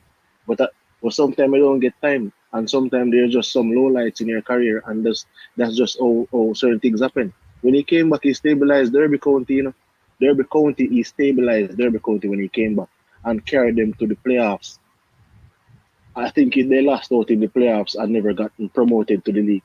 But before that, Derby County was not in the place that they were. Derby County was in chaos, man. They were in chaos. Yeah, but I tell you, based on what I'm like, I was watching ESPN with Alexis Nunes and thing, and they are surprised like a coach like this coming to coach Jamaica. They are saying that what is going on? Like how was Jamaica able to do this? It's like people are surprised that a coach of his pedigree, whether we rate him or not, would come and coach Jamaica, because you're thinking that maybe he can get a lot of other jobs. Yeah, listen, at the time, man, but even last season, when they were calling for like Eric Ten Hag to step down, you know who they were saying? For Steve McLaren to be the caretaker or interim manager for Manchester United until the season ended. Yeah, but I feel like he's the kind of person who that, because he kind of brought through Ten Hag, I don't think that you'd have probably. Yeah, man, I understand, man. I was just saying, Paul Scholes and those guys, Manchester United legends, they were talking about it, and they were saying that they have worked under Steve McLaren and they know the details and the thing that he does when he goes into coaching. So the respect that the man exhumed and the persons who are talking about him, man, is man. Paul Scholes and the Michael Owens and the people who are talking about this guy is like, sometimes people don't understand, and then people don't even understand that he resigned. It's not like, say, remember, Manchester United brought in four managers to be assist tenants. They bring in two managers. The guy named Rene Ake was a manager in the Dutch league. The guy named Ruud van Nistelrooy was also managing a team. They brought in an ex-head coach of a team and an ex-manager. So four of the people that they brought into the backroom staff management were head coaches of other teams. So right now, they brought in two managers to come and assist Eric Ten Hag at Manchester United. And the one person that they never wanted to leave, because they got rid of Benny McCarthy, they got rid of Van de Gaag, they got rid of about four persons in terms of the backroom staff. And the one person they did not want to get rid of was Steve McLaren. Because all of these guys are coming and they're basically, behind the years, basically fresh. Coming into English football. And then McLaren would have been the guy who would have known the dynamics and the climate of English football. And also to us in terms of him acclimatizing them to the conditions. So right now it is a coup for Jamaica. For the fact that a man can resign from Manchester United, one of the biggest clubs in the world, and come and coach Jamaica. Whether we rate him or not, people have to understand. Man have pedigree, man. You understand? We can wait and say, well, I want to see the results and see how good he will do. That is fine. But based on the man track record and where he's coming from, we have to believe that when René Simoes came to Jamaica, he never had such pedigree. Probably Bora. I don't know. Probably Bora is the highest profile coach outside of, or maybe Schaefer. Yeah, I think Bora was the highest profile, man. At that time, Bora carried a lot of clubs to the World Cup. I probably Schaefer, because Schaefer had done a bit as well. Yeah, and so Schaefer was because when Rene came here, Rene coaching thing was the Brazil women team, and I think the under-20 team. And the women team of Brazil wasn't doing great. No, and he coached the under-20 team. I think he coached in the under-20 World Cup.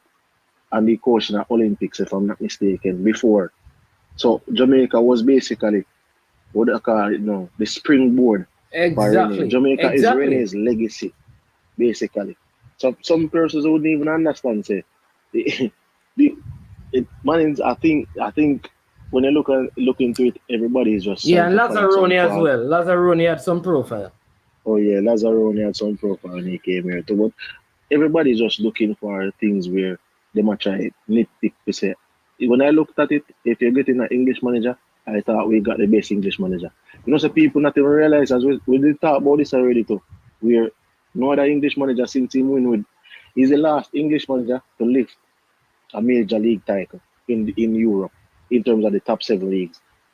Just look at that man. No English manager not lift the Premier League. Yes. None not lift the Bundesliga. None hasn't lift the La Liga. What about this? You're not put like Scottish League. But the Dutch league is a bigger league than the Scottish league. Yeah. So that's why I was saying, if you look at the top 5 leagues, which is England, France, Italy, But really true, doing a CC. England don't really have no big managers still. Like when you talk about big managers, like what Jason, I agree that you can't say I understand that. No, big but what English. I'm trying to say Like tell me 10 top English managers. Well, like you have Bobby Robson. No man, them man. Me not talk about them man. Me talk in the football right now. Then that me assure you now, in the football right now, the guys that you can call, they haven't done anything yet. Give me some names. Like Eddie Howe, yeah, Southgate. Eddie Howe, Southgate, Sean Dyke. We named the Eddie Howe, Southgate, Sean Dyke, the guy who was named Graham Potter, who was coaching something that name come at Chelsea. Are them people that really? Oh, Graham Potter. Those are the right now. If you look into it, Southgate, Eddie Howe, Sean Dyke. That's pretty much it. And then they have some guys in the championship. Is Dyke? Dice. I'm not Dice. sure how you spell it. D-Y, you never seen it? D-Y-C-A-T. Yeah.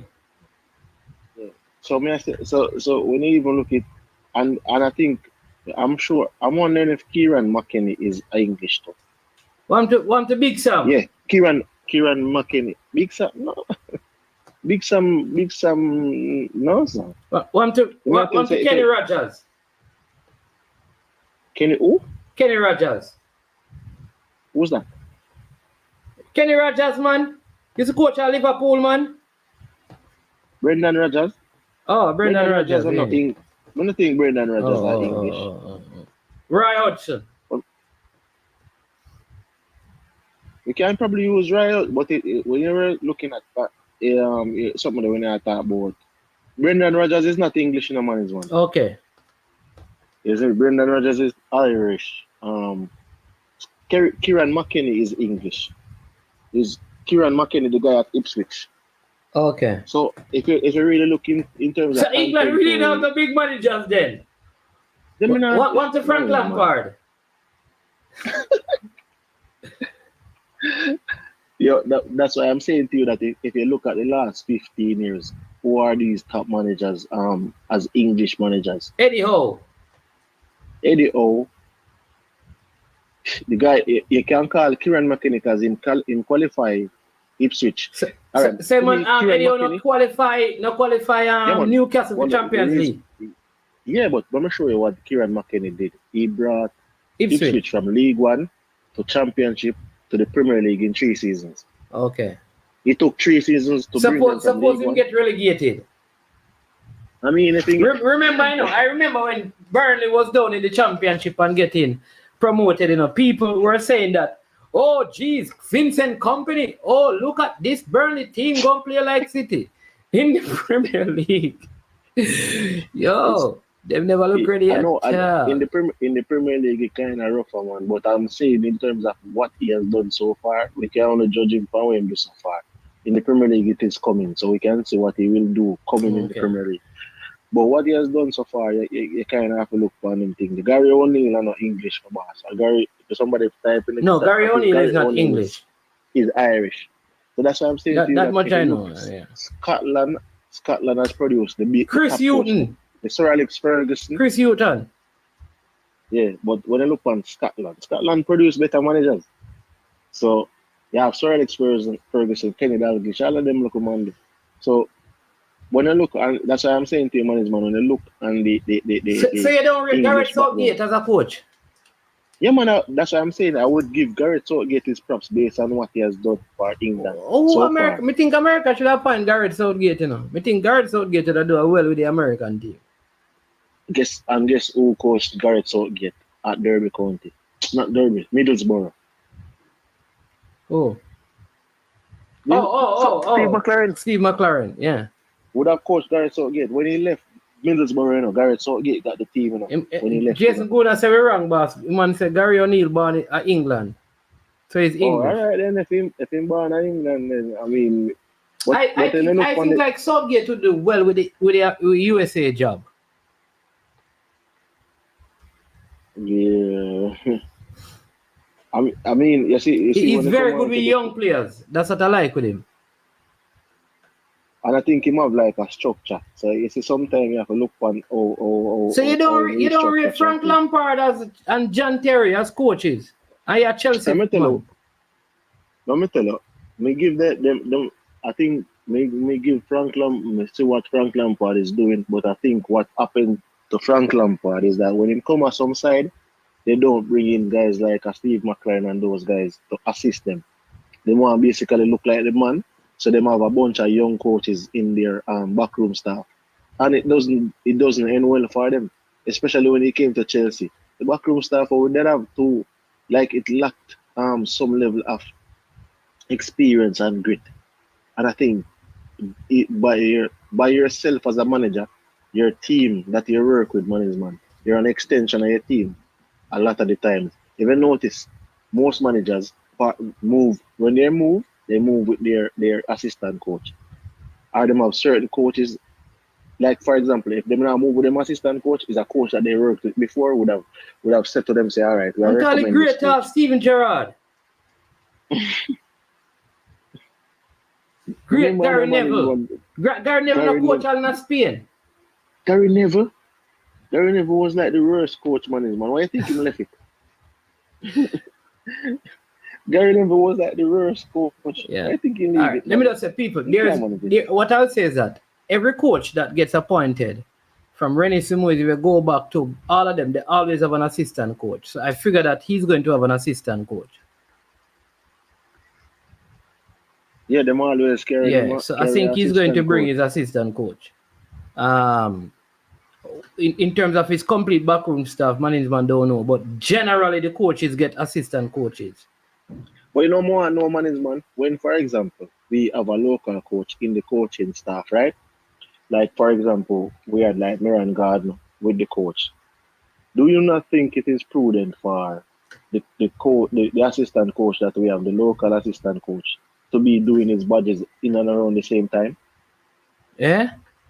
Doing badges like, where? In Europe? Yeah. And also get badge at Europe. And also get badge at Europe going on. You think because you have a coach from Europe, you can just... All right, not Europe. Not Europe. But then the badges, them go CC. Man, listen to me and say, no. Well, I know, listen to me and say. Yeah. Listen to me and say. Even if you're not doing Europe badge, I'm just saying, you have USSF. Me I say, if there's a way to get an international coaching badge, but that thing say that try to put certain things in place to at least reach that stage to matriculate. And just, for example, if you're doing an international certification, we can tell you this from experience. If I'm doing an international exam in certain country, I need to translate something there, get a verification of my qualifications that I have gotten regionally. So for it to be matched up against the qualifications that the qualification standard of that international territory. And then after that process now, then I can submit my application to apply for that certification, to do the exams and such.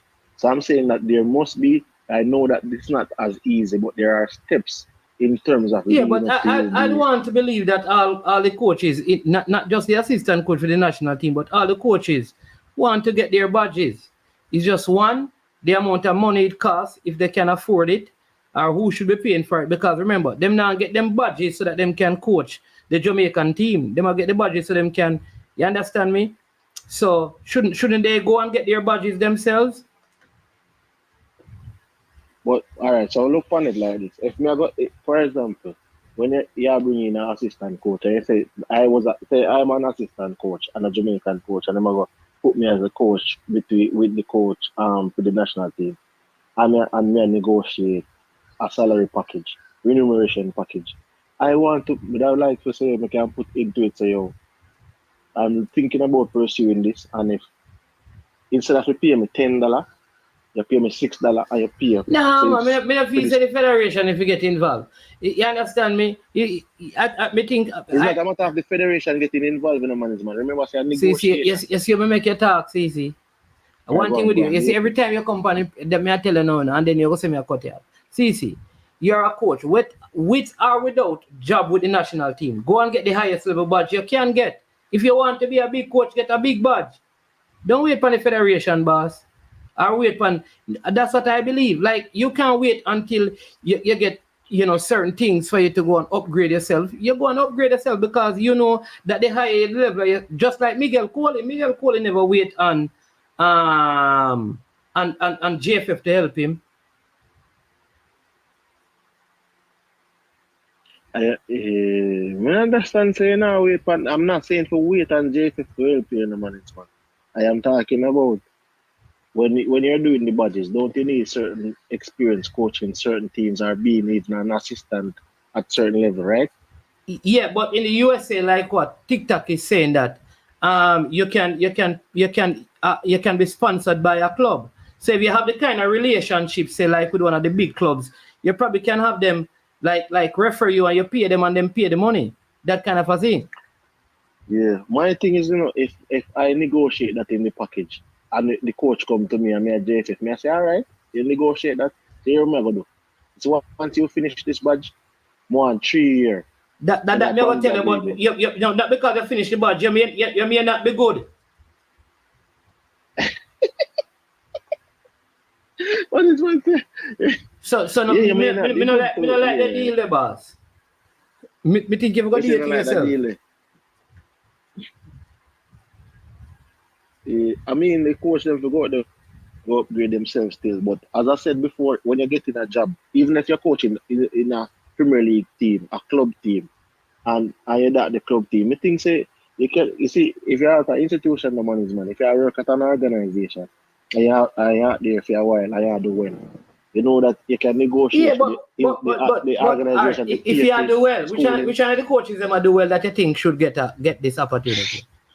No, I'm not saying which one of the coaches are doing well. I'm saying if you're in an organization, the JFF is that, don't call it an organization, it's a federation. Which one of the coaches are doing well enough for the JFF to say, me I go send you go so and so? Tell me, which one? Which one of the coaches you think deserve it? Well, I see one they run a team for the longest while, so that's. Me never ask you who they run the team. Me not talk about longevity, boss. Me ask who is doing well, cause longevity don't mean that you're doing well. So when the coaches get their teams, what have they done? Have you been satisfied with their leadership of the age group teams that they have led? All right, so I mean, I was looking at. Give me a name, man. You're afraid calling name. Jerome years ago. Yeah, so yo, me feel say you call for put me show that disrepute, man. The man said him that look on Jerome wait years. You call for put me show that disrepute, CC. You're not serious, CC. I probably me want cause. I probably me want cause for me show, CC. No, me not cause no problem, man. The coach them to do their own things, still management.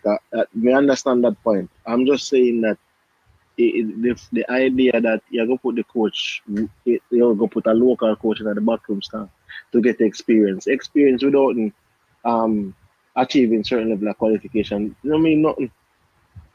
Means nothing. So the point I'm making though, CC, if you're in that sort of environment, you know what I have done, CC? I am doing a course starting September. You know why? Because me in a situation where I manage, where me figure that I can learn a lot more things. So I start a course September. Because personally, I want myself to be good at what I do. So I want to keep on learning. I say that if the coach in the environment, man, the coach needs to go learn, man, and to go pay to get the education he need. All right, so let me put this the way then. The coach them need to go out there and put themselves. Them can afford it, you know. They need to do it, man, because it's a joke thing, man, is man that you cannot be. All right, for example, you would have said then Miguel Cole was Schaefer's assistant and you didn't know him get an opportunity and go away, man. But at the end of the day, he's now is a UEFA pro license, whatever pro license, he has a pro license. So my thing is this. Hold on. There is a madman that say me have. Brother. Somebody say me have. Then I understand. Brother. What you mean say me have qualification? I think me a done man. How will you be RR? I mean I should just take with this span in front of you. Hey RR, actually you laughing and me not just take with this span yet. You mean say me have qualification. Yeah, No, it's called upgrading of brother, qualifications. there you go, sir. Remember when you know something Hey, I show you this sure. man. I'm going to take That's away why spanner I'm from tell you me. why I'm rate. It's a spanner, man, yeah? Sure. You know why I'm rate? Let me tell you one thing of people for respect about Gareth Southgate. When Gareth Southgate got the job at Middlesbrough, he didn't have the qualifications necessary to coach in the league. You know what the league did? The league gave him special dispensation to coach in the league without the qualification, the requirement at that time. You know So what Gareth Southgate did? they never do that for Craig Butler, man. Give him special dispensation for coaching at the JPL, man. That sounds like a good plan. Gareth Southgate went and got the necessary qualification, and the man ended up coaching England, got semi-final and everything. So you see, the guy got an opportunity. This is the key thing in management. He got an opportunity because the league didn't have to do it, but the league gave him an opportunity to coach and get that experience. And the man went and did his badges, and the outcome was being the national coach of England at some point in time. He ended up coaching England, go couple semi-final, go 2 final back to back. So I think, as I say, the coach them might get the opportunity to be assistant in the national team, and some of them might get the opportunity to coach even youth teams. They have to go there, as I say, and get them badges because they're getting the opportunity. I just said Absolutely. to touch on the thing about Go ahead. when people when an opportunity is being made for you, a pathway is being cleared for you. It's just you know to grasp that with both hands. May I read all the CONCACAF book them, understand about the connect system and all of them things there. You have to learn it, whether or not we're gonna be in this football. But there's a lot of things you can, if you keep up. I'll try learn a different language as well.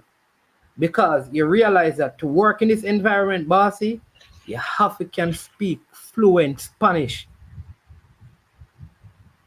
Yeah, because the people, they must say, we have Central America. We are tied up with Central America, Panama, Costa Rica. Absolutely, Mexico. You have to improve yourself. So one of the things I'm saying is that look how long these coaches have coached under 17, under 20, been a part of all of these teams. They need to go and learn Spanish. These are the things that I'm talking about. Yeah. Actually, man. You have to improve yourself, boss. It's like you're coaching some team for you. You're coaching and you're going. Yeah. If you are part of the federation, for 6 or 7 years, brother, you have to do some public speaking stuff. Learn. You understand me? You just have to learn certain things. And I think learning different languages. Arnett Gardner has scored. No, Sir Kelson doesn't score now. Oh my God. In the 3rd minute of time added on, Arnett Gardner has taken the lead. 2-1. Arnett Gardner. Oh my Lord. Yes. Who is it? It looked like Kelson, he has been a thorn in the flesh of this team. Or is it Fabian Reed? Yeah, so that's what I'm saying, CC. Honestly, you see, you're gonna work. If you're gonna play with these Central American teams, you have to. It's on the CFU TV YouTube. It was a Kelson. Is Fabian Reed? Or the number 18? A Fabian Reed it look like, man. Fabian Reed, yeah. You understand me, CC? If you're going to work in this region and you're going to go to the Costa Ricas and the Panama, you have to learn the language. You have to be able to speak it, boss. Worse, if you believe you're going to be around national football for 10 years and 15 years and things, you cannot be in the football. For them amount of time, they don't take time to learn the language, bossy. Yeah, man. You have to learn it. A real joke thing, man. Sometimes so that's what I'm saying, the self-improvement. Some people come like that now. But yeah, true, man. It comes down to self-improvement, man. You get the opportunity, you grasp the opportunity with both hands and improve yourself along the way. Yeah. Because if I'm in an environment, you become invaluable to the process as well. So you can imagine if you were there. Exactly. You know what I look on? Exactly. Yeah. So here's what happens now. It's when you start improve yourself, boss, you start now network. So you have to play under 17, you start network because you can speak Spanish with the people in Costa Rica or the people in El Salvador. You never can tell. Maybe you can go coach a club over there. But no, you can't talk Spanish, you can't even do the interview. You can't apply for the job. So I'm saying that. Are you going to just stick with Jamaica football? How are you going to coach outside of Jamaica if you're not learning other things, understanding the culture of the Caribbean, studying some Caribbean history and stuff about the places? You have to take time to do those things. And I think that is if you want to take up this coaching thing seriously and be a professional. A real talk, man. A real talk. It's like sometimes some people know. See Al Marland, me I tell you, see Al Marland, all Marland Mount Pleasant we employ. All Marland Mount Pleasant are ramp, you know. Mount Pleasant we employ Marland long time. The amount of ball of Marland could have get them from over the outside of the Caribbean, well, outside of Jamaica and the Caribbean. Instead of some of them joke and you would have spent so much money upon. The amount of player Marland could have get for them. A joking. The man saying go to Germany to enhance him scouting and analyzing football skills. Man is money. The information them out there, you know, is just that if you is any field that you choose to go into and you're creating, you're in the field and you're speaking about it. Even for example, even myself, where I'm not doing no formal courses, I tend to watch a lot of football documentaries, read a lot of articles. I ensure say, exactly. If me I go bring certain information to the forefront because I don't want to come and have a football discussion seriously speaking and looking silly. So I'm gonna say some things that I might make mistakes because I'm not reach up to a certain level. Like I'm not at the level of other people who would have been pros and more expert. But at the end of the day, if I'm going into it serious, I'm gonna say I'm gonna do this. Like I will read and look at certain, you know, for example, the solidarity payment, right? Like FIFA solidarity payment. If I was to have a club right now and I had players being transferred and things. Alright, Jordan win the game CC 2-1. Yeah.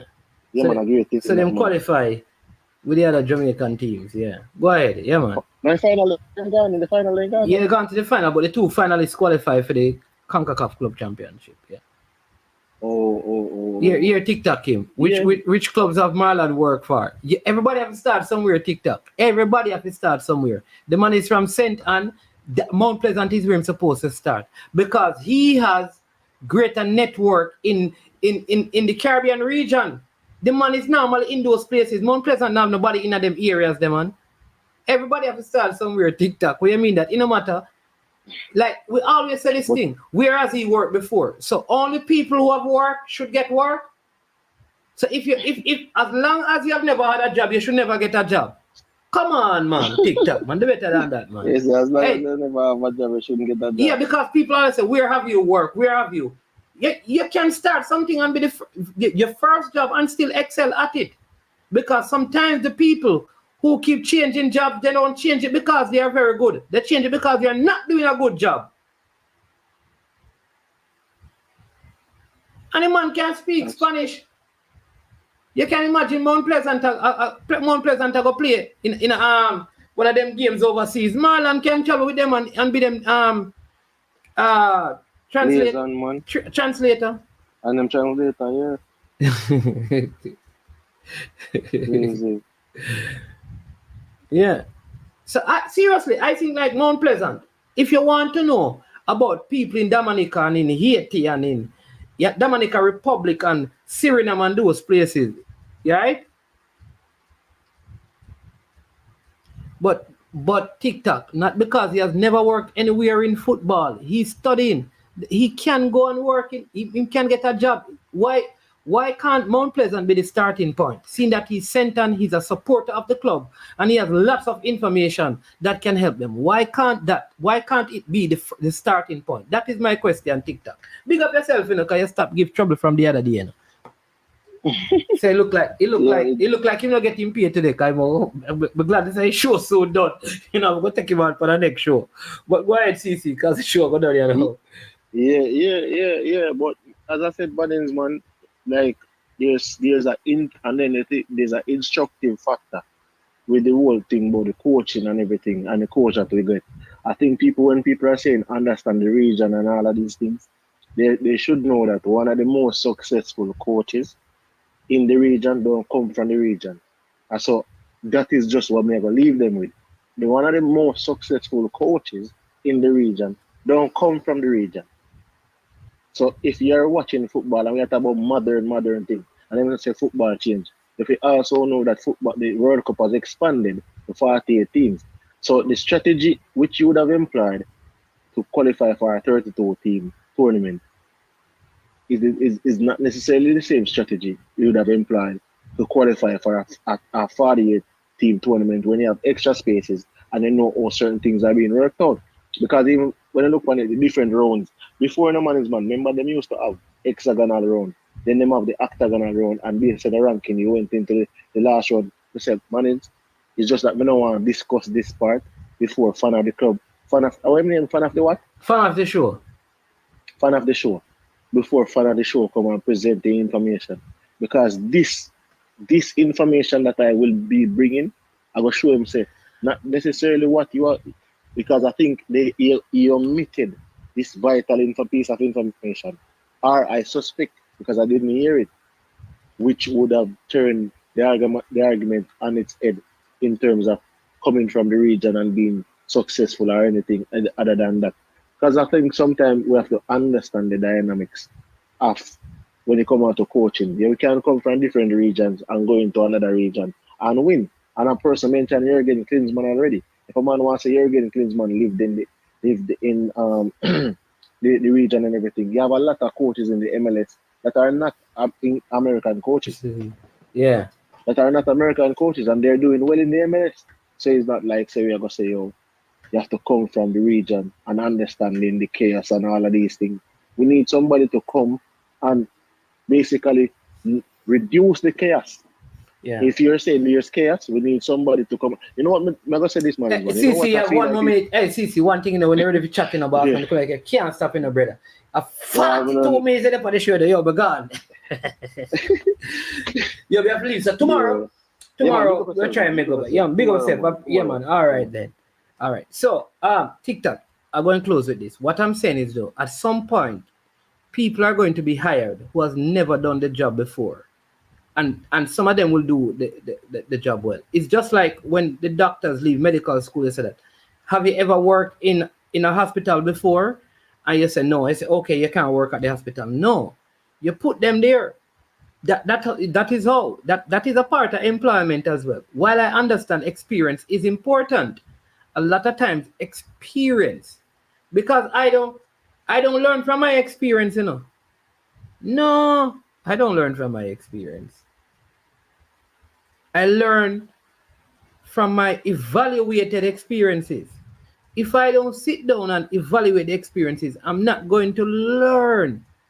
I can't just say the experience are going to teach me. I have to evaluate it and determine what can I take from the experience to add value to my life to make necessary changes. So while experience is important, putting newbies in positions many times also helps, because you need fresh ideas and outlook and fresh vision and pathways going forward.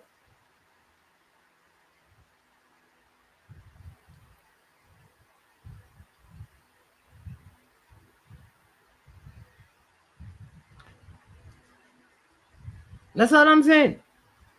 Andrew Wallace was never prime minister. Portia Simpson was never prime minister before. You see now, you see now TikTok. Me just try build a conversation on the thing. You hear what you said to me, I only ask a question, man. The answer could have been simple. Then the answer not simple, boss. Me just want to teach the people them a little thing. You understand me? In the meantime, in between time. TikTok easy now, man. Me tell you say a Friday, you know. Me know say today is a day, you know, where you cause trouble upon the social. Hey, you know, say anybody. Hey, somebody send me a text and say, Mannings, you see, anybody who come on your channel and go on like say them on ramp with you, just tell them say you're gonna pay pretty done if you cost them. That's the people them say. You say, Mannings, anytime one of them up on the channel will be a problem, just make them know say you're gonna pay pretty done if you cost them. Give me them name. Just give me them file and me will give pretty done. And pay pretty done to take them on. Peso, behave yourself, peso. You hear me? I warn you, peso. Behave yourself. You hear, peso? All right. Don't want your name. Don't want your name. And your file gets sent over. Peso, behave yourself. All right, people, that was just a joke, but I am money's man.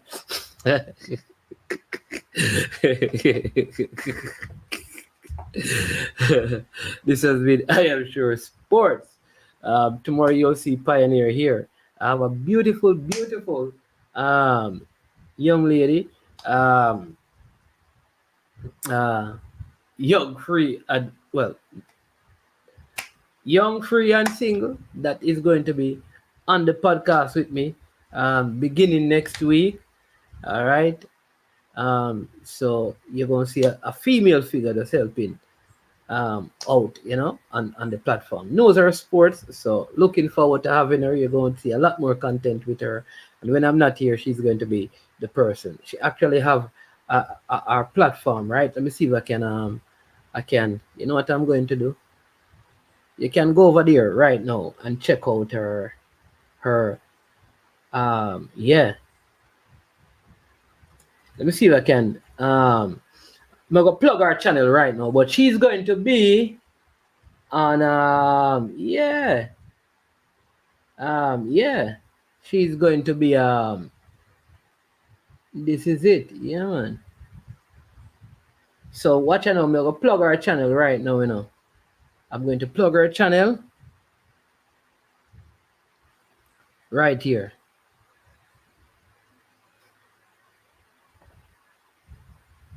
Pretty Dan is not a girl, peso. So this is it, right? So check it out, Yeah. Just go over there. Give her some subscription. Good content over there, but she'll be coming on to the show and she'll be helping, right? She'll have a sports podcast right now about her podcast. Just give her some subscription. She'll be on the channel. Maybe I'll have her on tomorrow. Do it.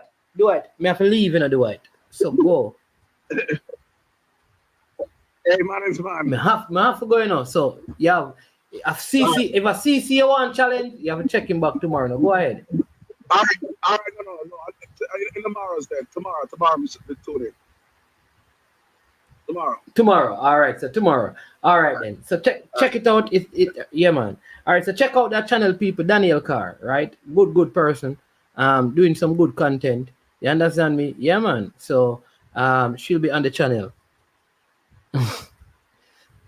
Yeah. Young. Yeah. And then see this channel right here, so what a car, pretty. All right. There you go.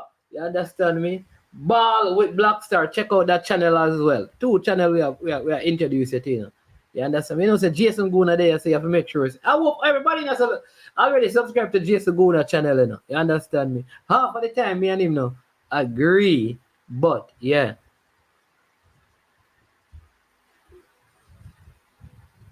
You understand me? Big deal, Lenny. You subscribe?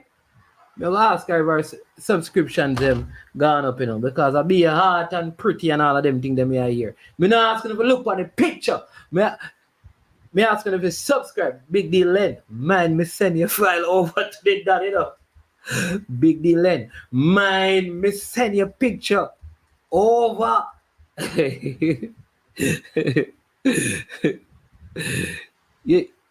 You use too much. Yes, man, Ronnie, money's man. Challenge is good. All right, boss. Challenge is good. All right, challenge is good. All right, people, but that is the show, Again, get us to 100 likes. We are at 91, so we need 9 to go. I am Manning's man. This has been I Am Sure Sports as usual. When it gets to the end of the you say I'm gonna send those over pretty dad. I'm gonna send that those name over pretty dad. All right. Now man, subscribe, man. You're gonna see her live, man. I'm going to bring her on tomorrow. You understand me? If we see she get 10 more subscribers, then me go to Bama and say, all right, come on and give them a little sneak peek, Yeah. Yeah, man. But people, Ali Cup, we leave you with this from Ali Cup, no Folly Cup. Big up Garvey. Remember, check out Garvey channel, Ball with Blackstar. That one is a Moscow. Ali Cup 2024 Invitational Football Tournament. That one is loud, you know. August 15 to the 17th, right over Excelsior. That one is a big day, you know. 20 football team, 10 Da Costa team, and 10 Manning Cup team. So you know it's a murder. August 15, all Da Costa Cup team a play. You see the 16, Manning Cup team a play. But you see the 17, big quarter-final, semi-final, and final. So everybody knows that the Ali Cup is not a Folly Cup. So make sure you come out. People, remember the raffle. So get your raffle ticket now, cause upon the final day, the drawing, I go on. Belly Rang says so.